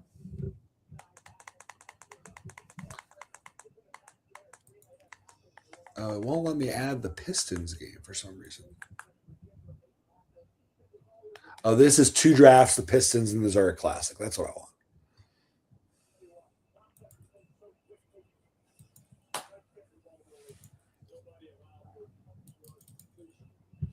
I think that there should be more events throughout the year that are team events in golf. Like duo events. I don't like the whole live golf, like you have full teams throughout the year, but I like a couple. I think it would be interesting if they did like duos and trios more. Yeah. Or like even a group of 4 and like you play in your group of 4. Yeah, like I think that's like I don't want teams because that kind of ruins what golf is to some degree. But I do think it would be interesting if there were more like duo events. Like doubles tennis. God damn it. Demings. Fuck. That's 2 Vikings picks, Bredesen and God Demings. Damn it, dude. That we were talking about. Fuck.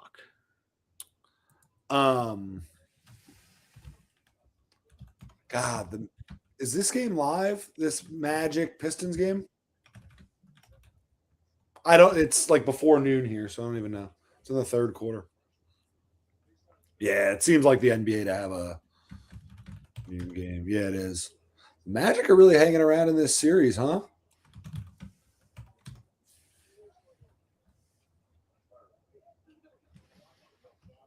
Bam. Oscar Thompson just dominated Anthony Black. I remember when the Thompson twins were like 4th graders and 5th graders playing in like AAU tournaments. Can't believe they're both like really good NBA players. Crazy. Time flies, man. Who are we picking at 177? Let's go down to the 300s this time. Actually, no, this player is going to be a top 100 player based on the comment. trend that's been going on. So we have 2 players left in the top 100. Do we pick Garrett Nussmeier or Deion Burks? I'm going to go with no. Brian Parker You said he sucks. sucks at tackle, doesn't suck at center. Yeah.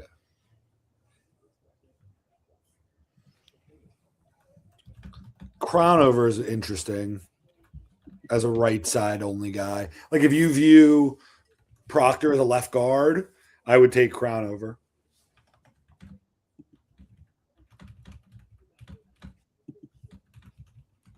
Diego Pound's a big high raz guy. Crownover is 25. Never mind. Looking to see which of these guys are really young.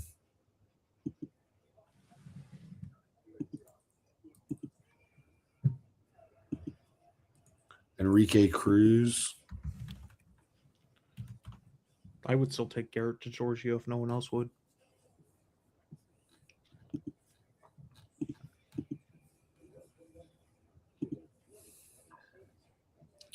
Pat Coogan.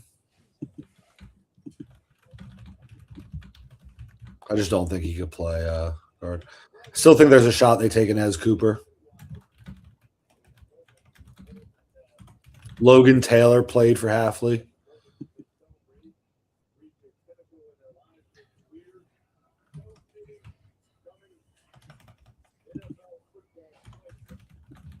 I feel like we're cursing all of these players by mentioning them. Tanner Kozel just got picked to the Jaguars, which is their second tight end that they've taken. The Jaguars have had a weird draft, man. That's the best pick they've made. Pregnon? No, Kozel. Would you rather have Kozel at 164 or they're showing what is the speed skating or whatever? Looks like roller derby. They're showing it of somebody. That's crazy. So look at the value of their picks.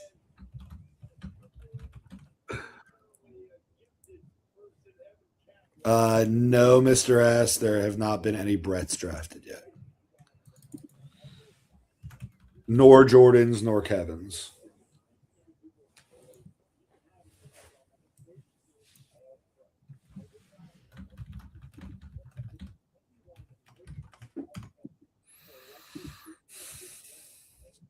We're at pick 165. Again, the Miami Dolphins pick at 177, 180, 227, and 238. Kevin, I would be shocked if they make all 4 of those picks. At this point, I'm not. So at this point, it's another offensive lineman, another corner, maybe an edge, maybe a running back or a quarterback. Like this is one of those years where you have 2 punters, 2 kickers, and 2 long snappers on your roster. So I don't think you're looking at special teams guys.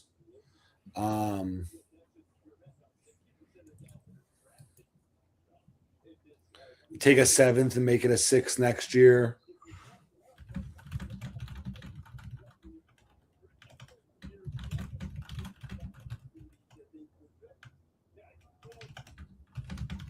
We'll see.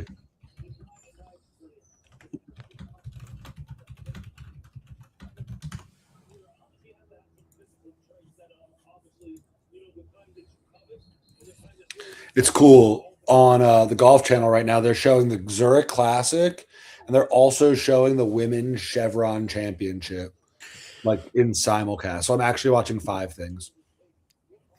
Yeah, it's not even quad box anymore. Nah, It's box. out of control. All right, with 10 picks left on, the first chip is without further ado, a loaded baked potato. Baked, not fried, loaded baked potato. Interesting. It's interesting. It looks like a baked lay.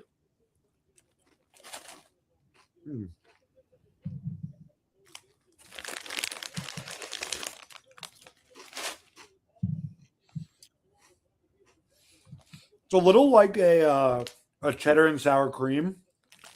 That's what I thought it would be. It's just like a glorified sour cream cheddar chip.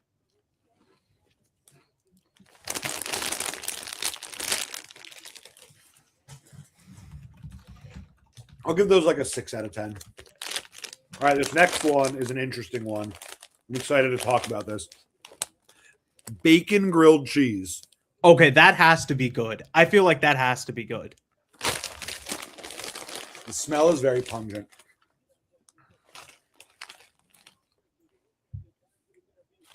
It hits you.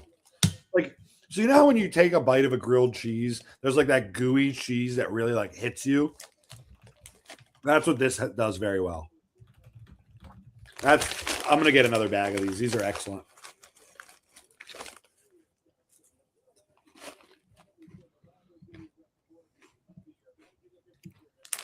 Very good. The third unopened. I've never had these. All dressed, which I think are a very big one in Canada. Yeah, very international thing. It's sweet like barbecue, savory like sour cream, and tangy like salt and vinegar. Kevin, have you tried these? I have not. I've seen them in the store before. I just have never tried them. Oh, that's a great flavor. Those are like a 9 out of 10.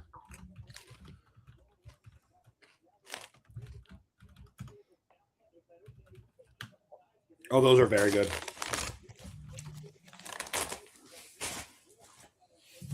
I'll rank them all dressed, grilled cheese, and then loaded baked potato. And that is your potato chip coverage on today's draft.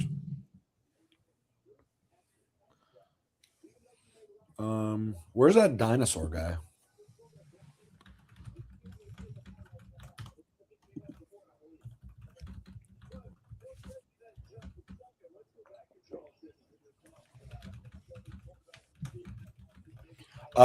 Kev, would you trade Bam?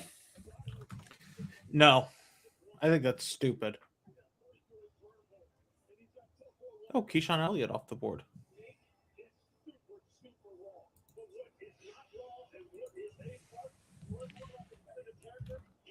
Brett's back. He's spinning.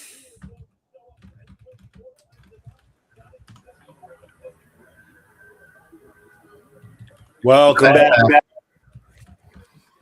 Yeah, I got I think we're good now. So slow.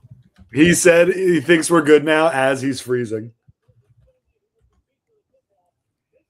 Nah, he's just slow. All right, we'll take him back out until he figures himself out.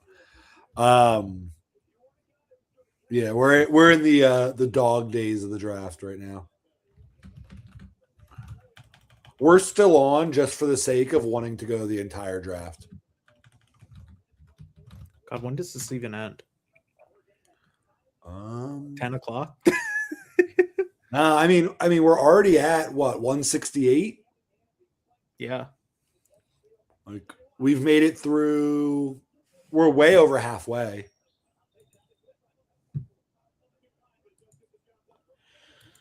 It's just crazy how many picks are made today. Brett's still frozen. Let's see. How you doing, buddy?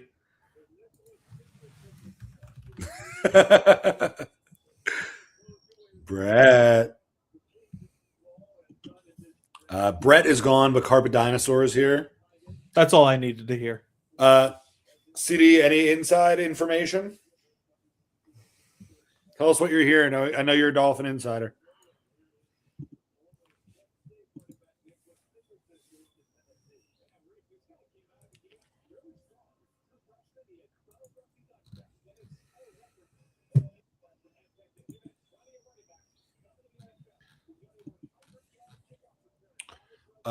Who is this? Oh, Tony Pauline has Trey Morris as 114th overall player. Called him an all-fall linebacker.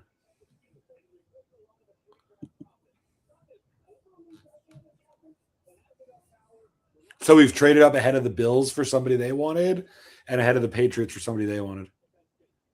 Yeah.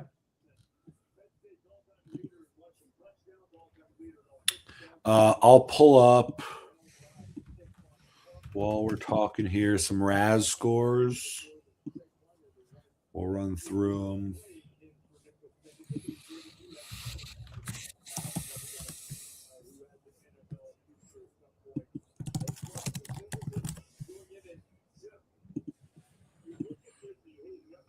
Trey Moore. We talked about Kyle Lewis already. I'm gonna go first here. Here's Taffy's Raz. It seems like, I mean, I don't know if this is just it just so happens, but we've drafted a couple guys that are very green on the right side of the Raz chart and a little yellow and red on the left side of the chart. I mean, we've done that now with Taffy. We've done that with Lewis. We've done that with Moore.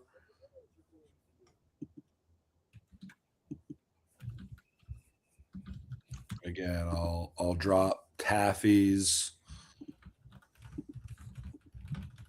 I'll pull up Moore's. And I mean, same kind of thing. Very green on the right side. Jalen Kilgore just went 167 overall to Buffalo. God, why does Buffalo get him? Buffalo's had a good draft. Buffalo doesn't deserve that happiness. But they do good on every game except for ones that have to go to the Super Bowl. So as long as that continues, I'm okay.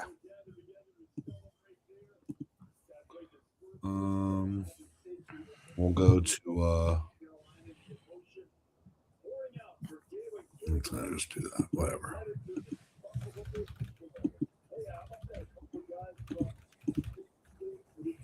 Buffalo. Here's a picture of Buffalo's draft. Obviously, I wasn't a huge fan of TJ Parker, as Brett wasn't either. But I mean, 34th overall is good value for him. I'm not a big fan of anybody named Igbo ever. And then the next 4 picks I really like. So I think Buffalo's had a decent draft, but they don't deserve anything. And that is the end of our Buffalo Bills coverage. As we are about 8 picks away. And here comes Brett. I'm going to try doing this on my phone for a little bit. We'll figure it out. Yeah, no. Hey, my laptop's a little older, so it was starting to overheat, and every time I would get into StreamYard, it would say the website's not responding, and then it would crash. And so I just turned off the laptop for a bit, and I'm just going to let it cool down for a bit.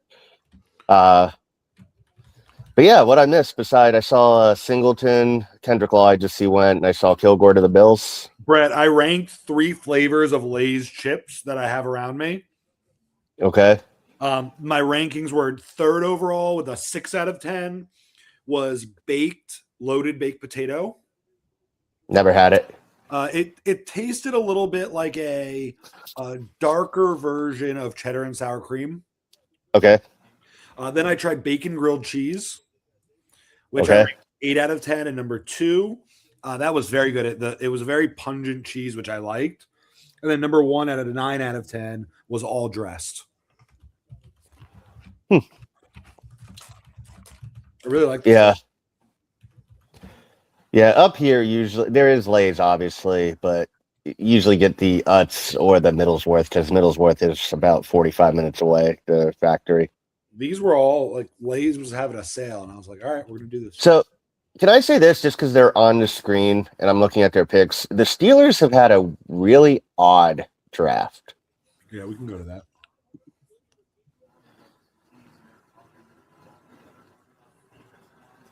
It's funny. Until WetGen, I had said to Kevin a couple times that I actually like their draft. I don't dislike it, but it's very weird, especially when you consider it's a team that refuses to rebuild and their front office still thinks that they have a contending window.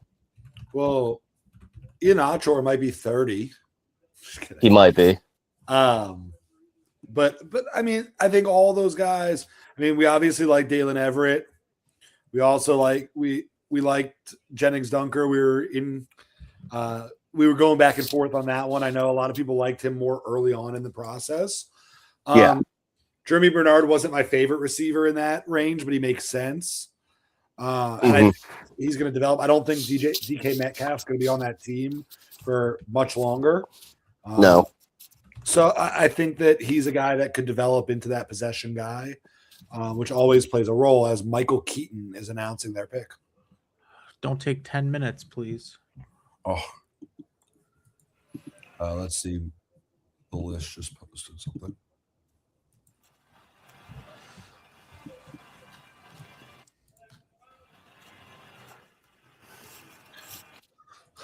Riley Nowakowski, tight end from Indiana. I called him Charles Clay throughout the process. Yeah, I've heard that. Mr. Seems a little. Mr. S said his top 3 players available are Jordan Vandenberg, Anthony Lucas, and Zane Durant. I have seen he said he started tweeting to draft Jordan Vandenberg.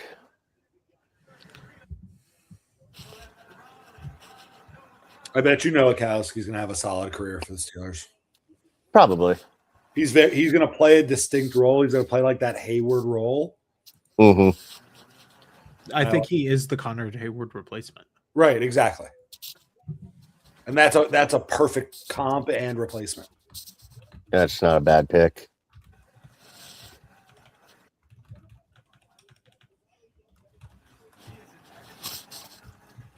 Oh, that's cool. So before my computer decided to go all haywire because it's not built for streaming for 5 hours, do you guys think with how we've been drafting, do you think this almost sets up for us to be a 3-4 team? I think we're going to be an everything team. Yeah. I think we're going to play as many different defensive looks as we possibly can. Why do you say 3-4? I think this is more setting them up to be a 4-3 team. The reason I ask is just because, honestly, because all of our edge are undersized. I mean, yeah, but they also have a shit ton of linebackers now. Yeah. I would think 4-3, but it's just because it feels like we're very small on the outside. That doesn't mean they'll be bad setting the edge, because I mean, I don't think it's been this case in the pros, but both Ojabo and Uche showed in college that they could set the edge fairly effectively. I don't love Trey Moore in a 4-3. I think he makes a lot more sense as a 3-4 edge.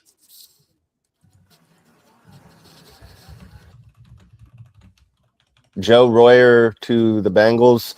Royer's a guy a lot of people were talking about, but he did I think he's he might be a 6-year guy. I think he was 4 years at Ohio State and then two at Cincinnati. Sorry, I'm messing with this. But I also think Kyle Lewis could be a 4-3 guy. Yeah. So I think you can go in a lot of different directions with this defense. I think you can do a little of everything. Yeah, I definitely think we're in the mad scientist, our head coach, the mad scientist with defense situation. I think we're learning that. I love that. No, I do love it. And I think that's the thing I'm learning. And this is kind of weird to say, but I think you're seeing it with the success Mike McDonald's had in Seattle now. Granted, would we say that Seattle has the best GM in the league? Yeah. Yeah. But I think you're seeing with their success and Vrabel's success at New England, although that had to do with their schedule being so soft. But I think what you're seeing is everybody wants the dynamic, the guru on offense. But I think what you're seeing is you need someone who is very, very innovative defensively, and offensively you just need to not be vanilla. Yeah. And I think that's what you're saying. Donald is that mad scientist on defense. And he has John Schneider who can find him those pieces that work in his mad science defense. Yeah. It's crazy too how quick he rose through the ranks. Because like if you think about it, he was a linebacker coach in as soon as 2020 at Baltimore. Was defensive coordinator. He's only had 3 years total as a defensive coordinator. 1 at Michigan, 2 at Baltimore, and then he became a head coach. So that is an insane rise. And I think Jesse Minter's going to have similar success, honestly, if you talk about scheme. And I'm just going by what I saw in college. Minter might be the better defensive mind. Yeah, but I think Mike McDonald has a lot of those CEO qualities. Yeah. Now, granted, they were on the same staff at Baltimore. So we have a new lowest player drafted, gentlemen. Who was it? Kayron Prunty from Wake Forest to the Kayron Patriots Prunty, at okay. 171 is the 504th ranked stick to the model player. please let Carpet Dinosaur, please let Ghost know that Miles Rouser has hope to get drafted. Miles Rouser, is he ranked? He's what, in the 500s? Yes. 530. So this guy got drafted. He can get drafted. That would be cool if he got picked. That would be. We are at 172.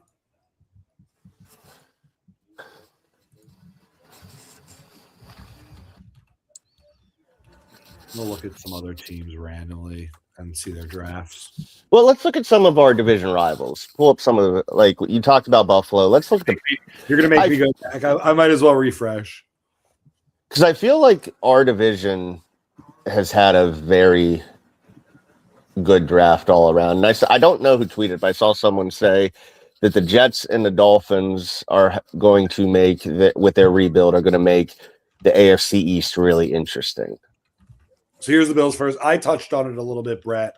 I said that TJ Parker we weren't very high on, but at 35, like that's around the spot that makes sense. I won't trust a quarter named Igbo. But I too think handsy. I think the rest of the picks are good picks. Yeah, I'll say this about Igbinosun because I laughed at it so much. Again, in the year the Buckeyes won a natty, he had 25 penalties. He cut that down a lot last year, but if you watch him play, the refs swallowed their whistles a lot. So it's not like he changed his style. He just got lucky. I think that is an issue. I know people say, oh, you can teach young corners to not be as handsy, but when you're that handsy, it's going to be an issue. Bowery's nice. Skylar Bell's nice. Who else they got there? Kilgore, and who's about? Is that Duger? That's Caleb Elamzor. Okay. Yeah, I think that's a good draft. I still think they lack the offensive player that can high point the ball. And I do think you are seeing you need that to be successful in the postseason. I wonder if their plan, though, is to not do as much of that chuck it up shit that they did last year. Because that might have been what killed them, honestly. Yep. But I think you just got to deal with that because that's how Josh Allen plays. Yeah, I mean, Josh Allen plays like he wants to kill his teammates. Lorenzo Styles Jr. just went to the Saints. Yeah, that's an athletic pick. Yeah. Very, him and he's just as athletic. Well, maybe not as athletic as his brother, but very athletic player. I don't think the tape shows it, but no, there's something to work there. And they show a play. They just showed a play against Tennessee where he probably should have gotten called for pass interference and wasn't. Kind of like New Orleans draft so far.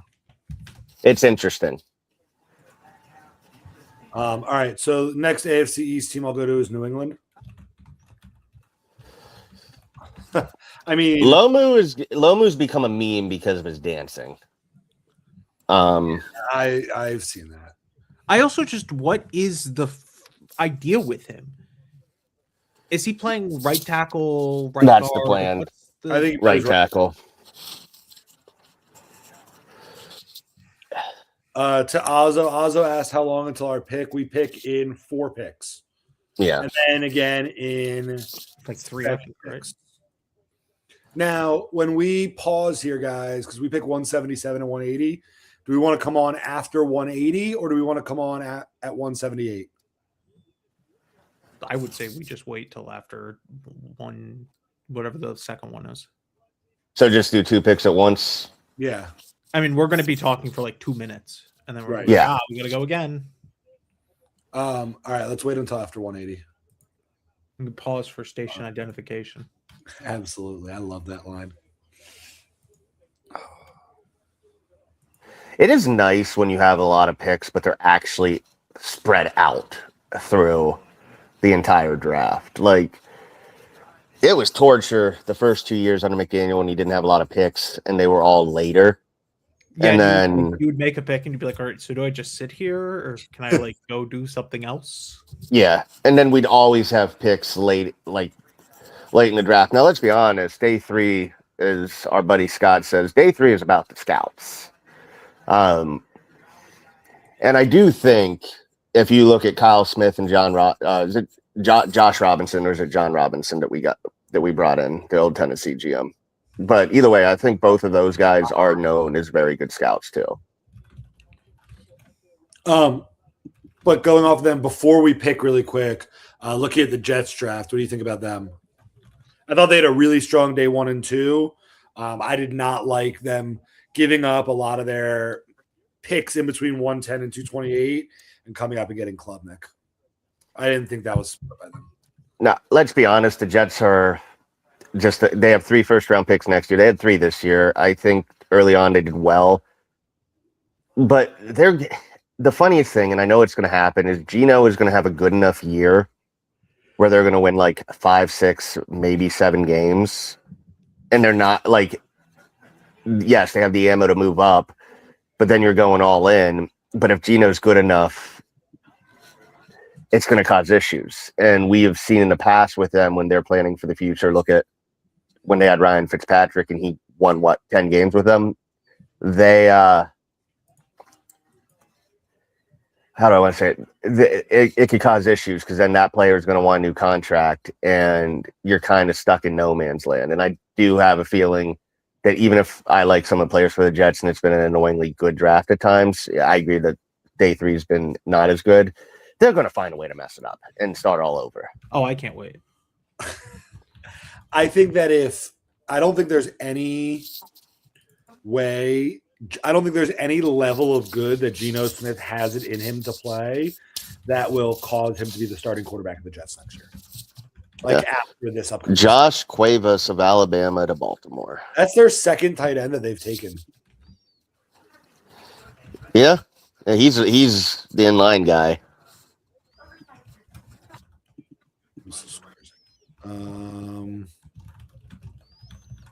They took Hibner and they took Cuevas.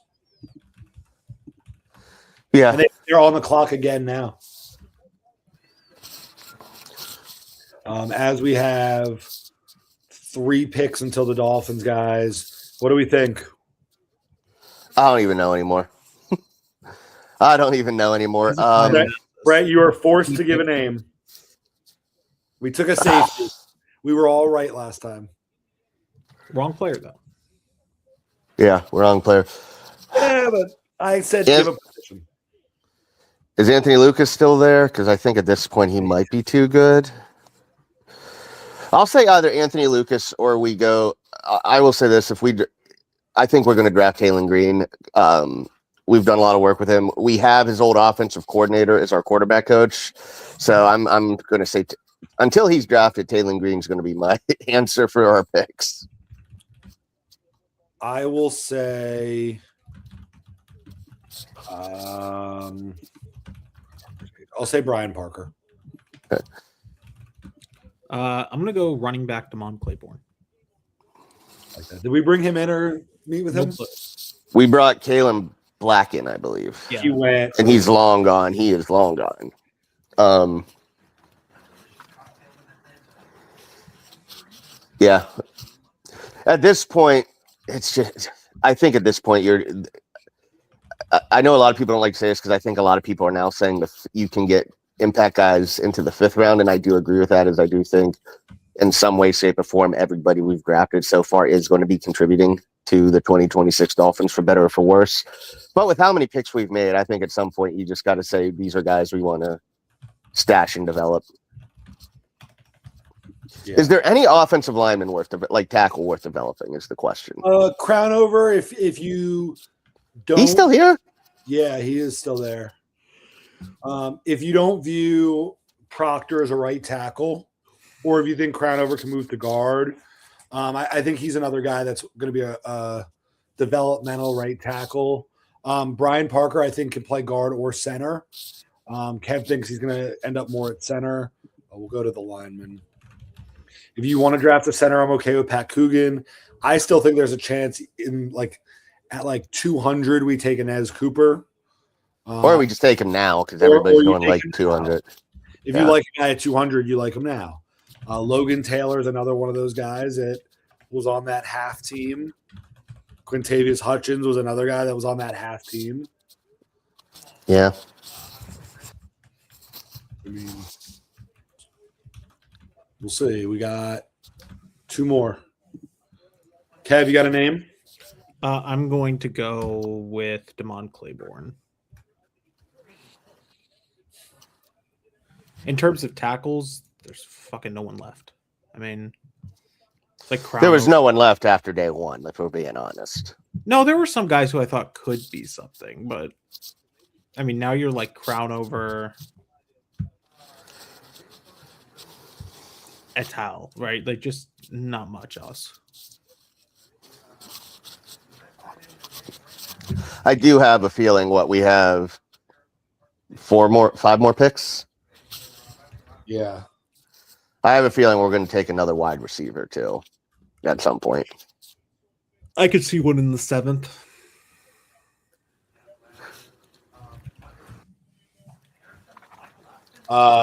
Adam Randall from Clemson just went to the Ravens.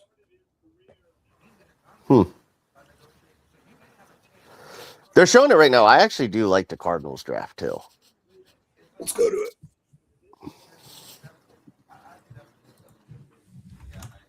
Yeah, I mean, they have a direction. I think they have more defensive needs than they've taken.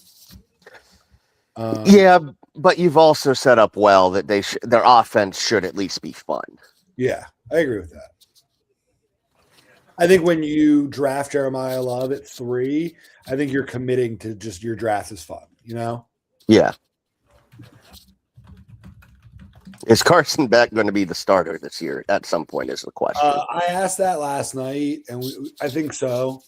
I think there will be a point where Brissett they're either out of it or hurt or whatever, and they give back because he's older. You know, he probably won't need as much time to get to the point where he's ready to come. Yeah. In.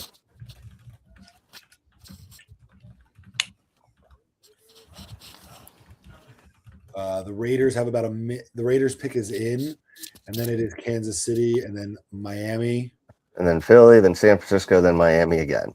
So we will we'll go off right after Kansas City's player comes up. We're at the point in the draft where a punter is Mel Kiper's 7th best player available. Ryan Eckley. I don't know. We have what? 2 punters? Do you think Mel Kiper watched the punter at all, or no? We have 2 punters, 3 kickers, I think. Mel Kiper Googled or had one of his people tell him the name of a punter to add. Probably, honestly. Like, who's the number 1 punter? All right, okay, I'm gonna just add him into this slot.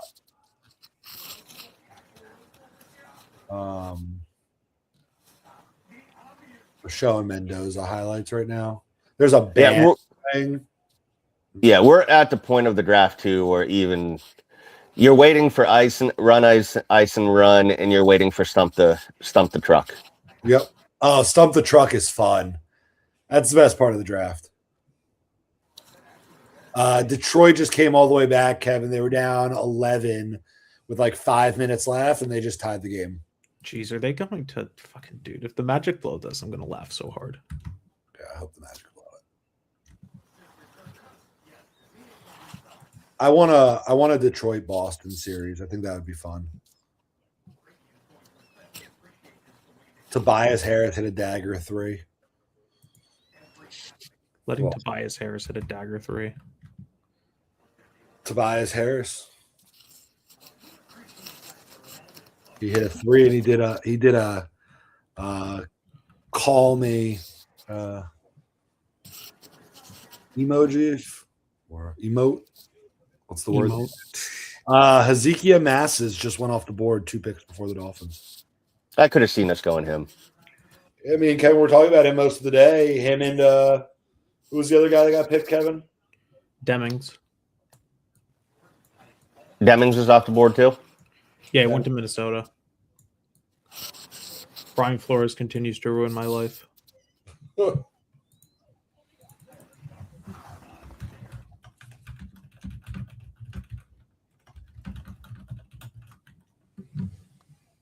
So I know the whole thing about Ruben Bain being small and undersized was like talked about and a big part of the reason he fell to 15. But it was a little surprising to me to see how small he looked on TV when he came out. I mean, I think he's a dog. I think he's going to be a good football player. The size just surprised me a little. Yeah, he's got super tiny arms.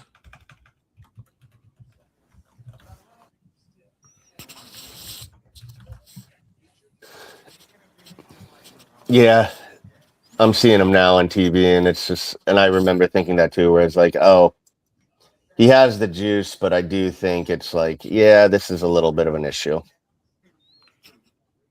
Yeah, I think he'll be a good player, but I don't really agree with everyone's like, oh God, he's going to be a all pro. Like I don't think so. I think he'll be a solid player.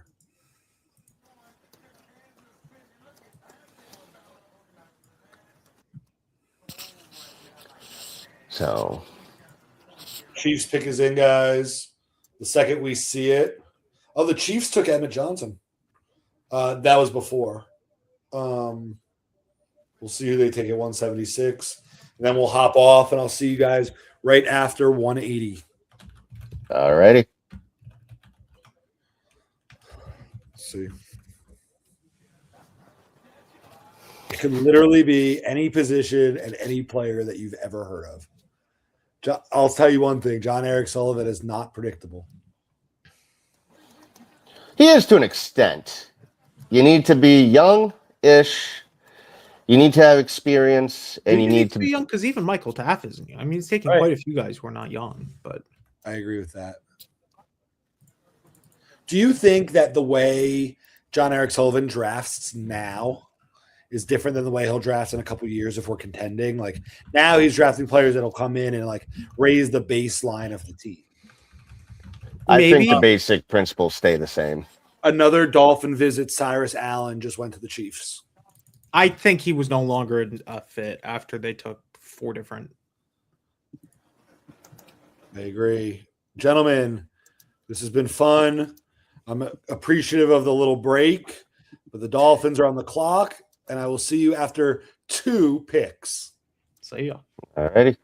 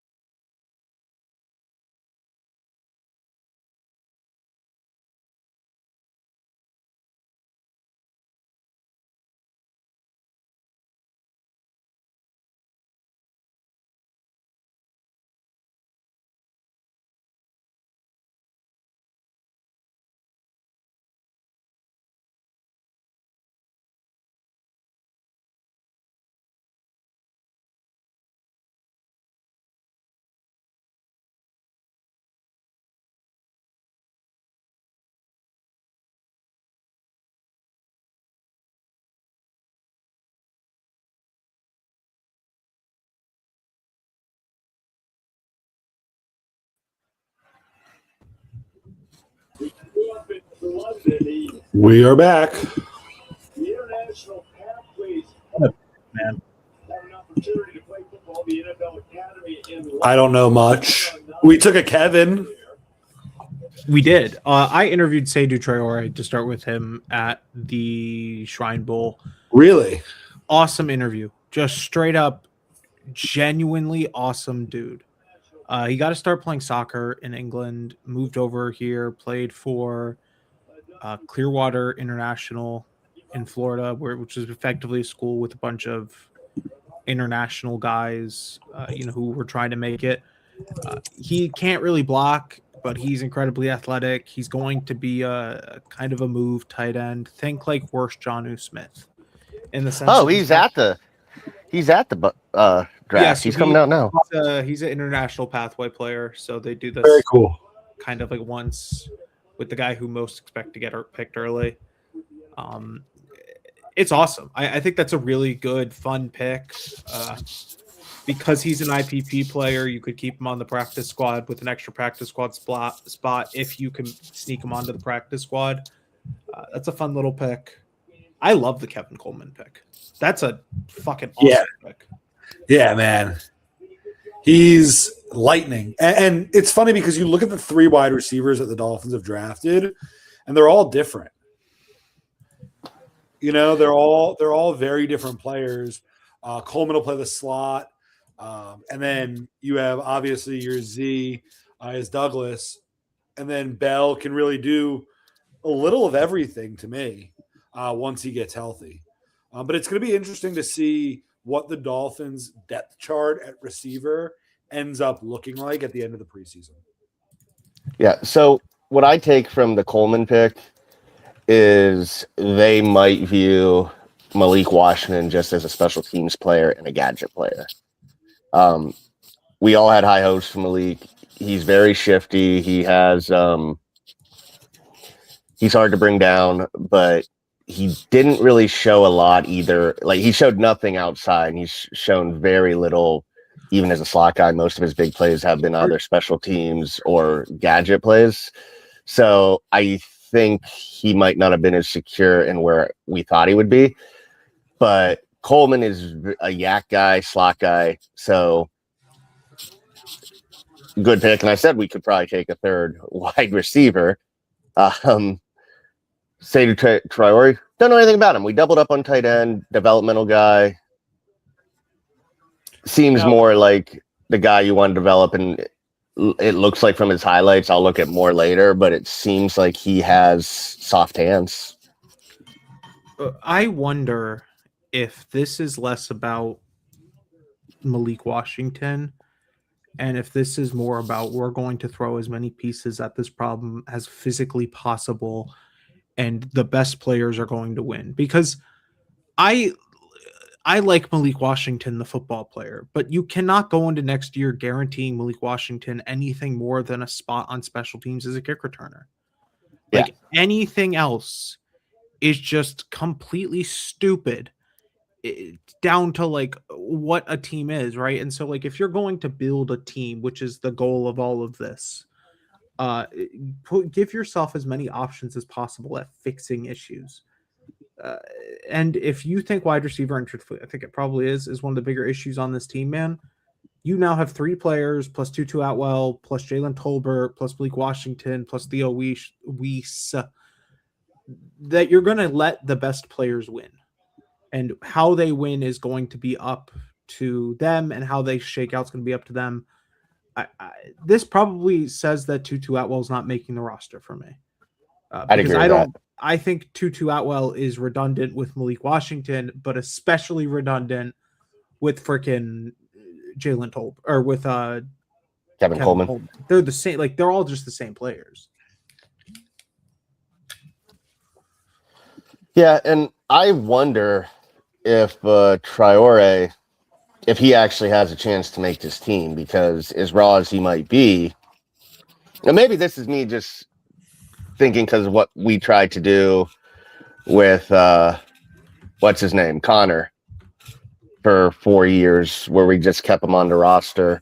Tanner Connor. But Tanner Connor, yeah. Bills just took Zane Durant.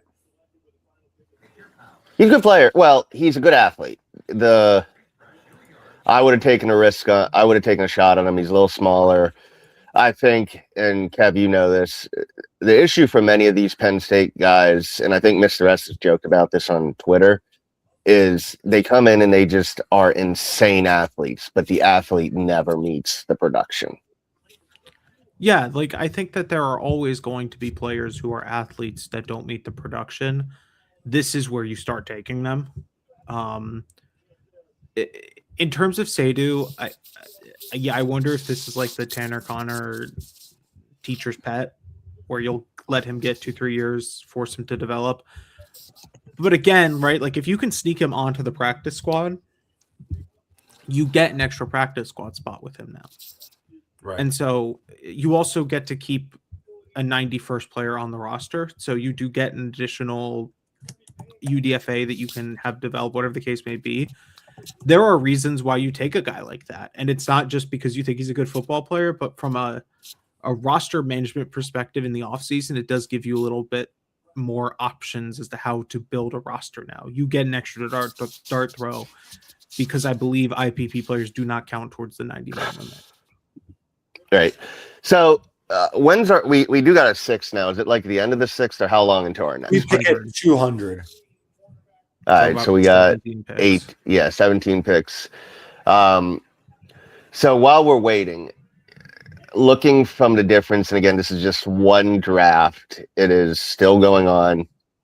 Compared to the Greer McDaniel era, what differences, and give both positives and negatives that you can think of, are you noticing with John Eric Sullivan and Jeff Hapley?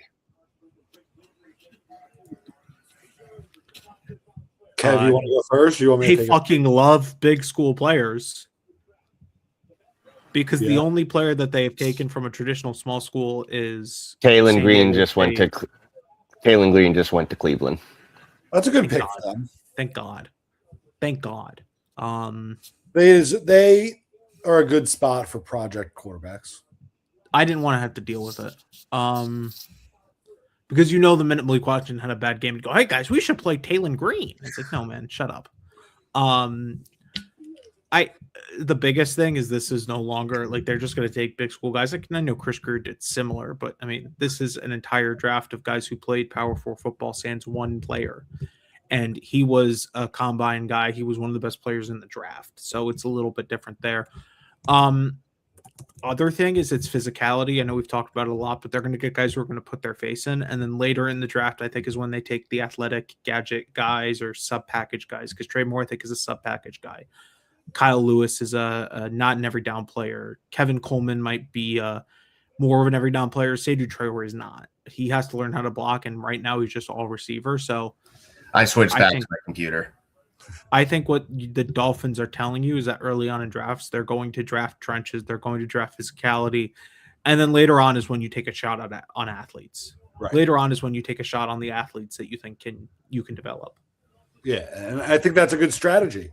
So I think everybody from Chris Bell and up, you have a reasonably big expectation for what they're going to do for the roster, other than somebody like Caleb Douglas, who you don't know what you're going to get.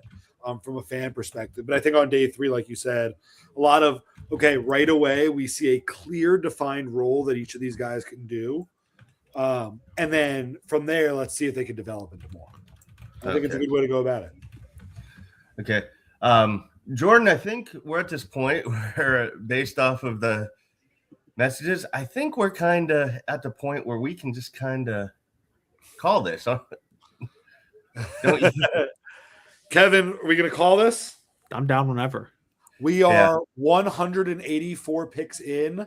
We have recorded now for 11 and a half hours. I am going Dude, we're going to have to delete so much on stream. I'm going to go out on a limb and say we can end this. Gentlemen, it has been a pleasure. Yeah. I'm looking Real forward to talking. Yeah. For the Real next quick, couple the 550, make sure you like and subscribe and hit that like button on YouTube as well. And just real quick, what would you give this grade? What would you give this draft grade, the two of you guys? I'd say a solid B+. So I think it's two different grades. I think it's a right now grade, and I think it's a upside grade. I think the upside grade's an A. I think the current grade is probably in between a B and a B plus. I'm gonna go with a B, and I think the biggest reason for that is, again, I'm just not the biggest fan of the Caleb Douglas pick. I'm not a big fan of the Trey Moore pick. I thought there were better picks on the board. Not that I necessarily think those are bad players, but Okay. I think they did a good job of giving themselves opportunities, right? And I think that's kind of the biggest part of this, right? Is Yep. by giving yourselves opportunities. Not all of these guys are going to hit. The expectation, like if you expect even half these guys to hit, man, that's a good draft. If you have 33% of them, like a third of them hit, that's a terrific draft. And so I think they've given themselves enough chances to fail, but fail smartly. None of these are reaches that are just egregious, like undraftable players like the Patriots did with the corner from Wake Forest. But they're just reaches in terms of other people didn't view them as talented as maybe the Dolphins did. And I'll say this, Mr. S, you're saying you're so mad again. It's the draft. We don't know. You said you weren't going to do this. You weren't going to get emotionally attached. You gotta trust. So it's funny because he's angry, but he also likes. But you say the pathway program guy when you're all about RAS scores. You're the biggest RAS score guy, and he has a 9.4 RAS. Yeah. Like everybody we have drafted, the Patriots took a safety that's ranked in the 500s. Like everybody has different prospects that are draftable. And I keep saying it only takes one other team in the league to view him in that range for you to need to take him if you want him on your team. Yeah. And I'll say this. Well, I'll say this. The guy you're begging us everybody to draft, he hasn't been drafted. And we're in the 180s. Like you only have a couple picks left. And if the plan is to get this guy on your roster, whether for the pathway program reason or for you actually like his talent reason, and I assume it's both. So, and I assume there is I would bet real quick that it's the international pathway part of it is just a benefit. Right. And it's worth it. Why are you getting mad? It's a fifth round pick. Why are you getting How many mad? fifth round picks hit? If Kevin Coleman or Seydou Traore are special teamers alone, those are terrific picks. I think what his point is it's the frustration of Caleb Downs, which I still At this believe point, his that we were taking frustration. Proctor either way. We don't know how they're going to be. Vandenberg hasn't been drafted yet, so why are you getting mad? Like, I don't know. I just think that you can't get to this point where you're trusting the front office and you love this Sully era. And look, like maybe these scouts are very sharp and know these guys better than we do. And I would venture to believe that they do. And this is their first draft, and let's give them the opportunity to get this right. Yeah. We're drafting differently than we drafted in the past, and we've drafted like dog shit in the past. Yeah. So we'll see. You're gambling. Getting mad at a fifth round pick is dumb. Getting mad at any pick really outside of the first and first 2 days is kind of dumb. But I think his specific frustration all stems from the Caleb Downs situation or Ruben Bain. But I don't believe Ruben Bain. Yeah. I understand the Caleb Downs frustration, but I think in the grand scheme of things, you have to put your ego aside and understand that was that Sully feels that adding Proctor is the best addition for this team. Yeah. Well, Mr. S, Zane Durant, I watched him. I like him. Is what it is. Vandenberg's still on the board. So it ain't worth getting mad about. Especially because you had this reaction about Marvin Mbo. So who hasn't done shit. Marcus Mbo, whatever. He's not worth remembering because he hasn't done shit yet. So Wasn't he a Packer? He's with the Giants. Oh, right. So That's we Zach's will end it there. I am just gonna go and relax. I'm probably gonna heat up some food. Thank you everybody for joining us. Kev, thank you for joining us. Jordan, get some sleep, get some food. Kev, get some sleep, get some food. It has been a We will long ride, draft gentlemen. later this week. So everybody enjoy the rest of your Saturday. So yeah.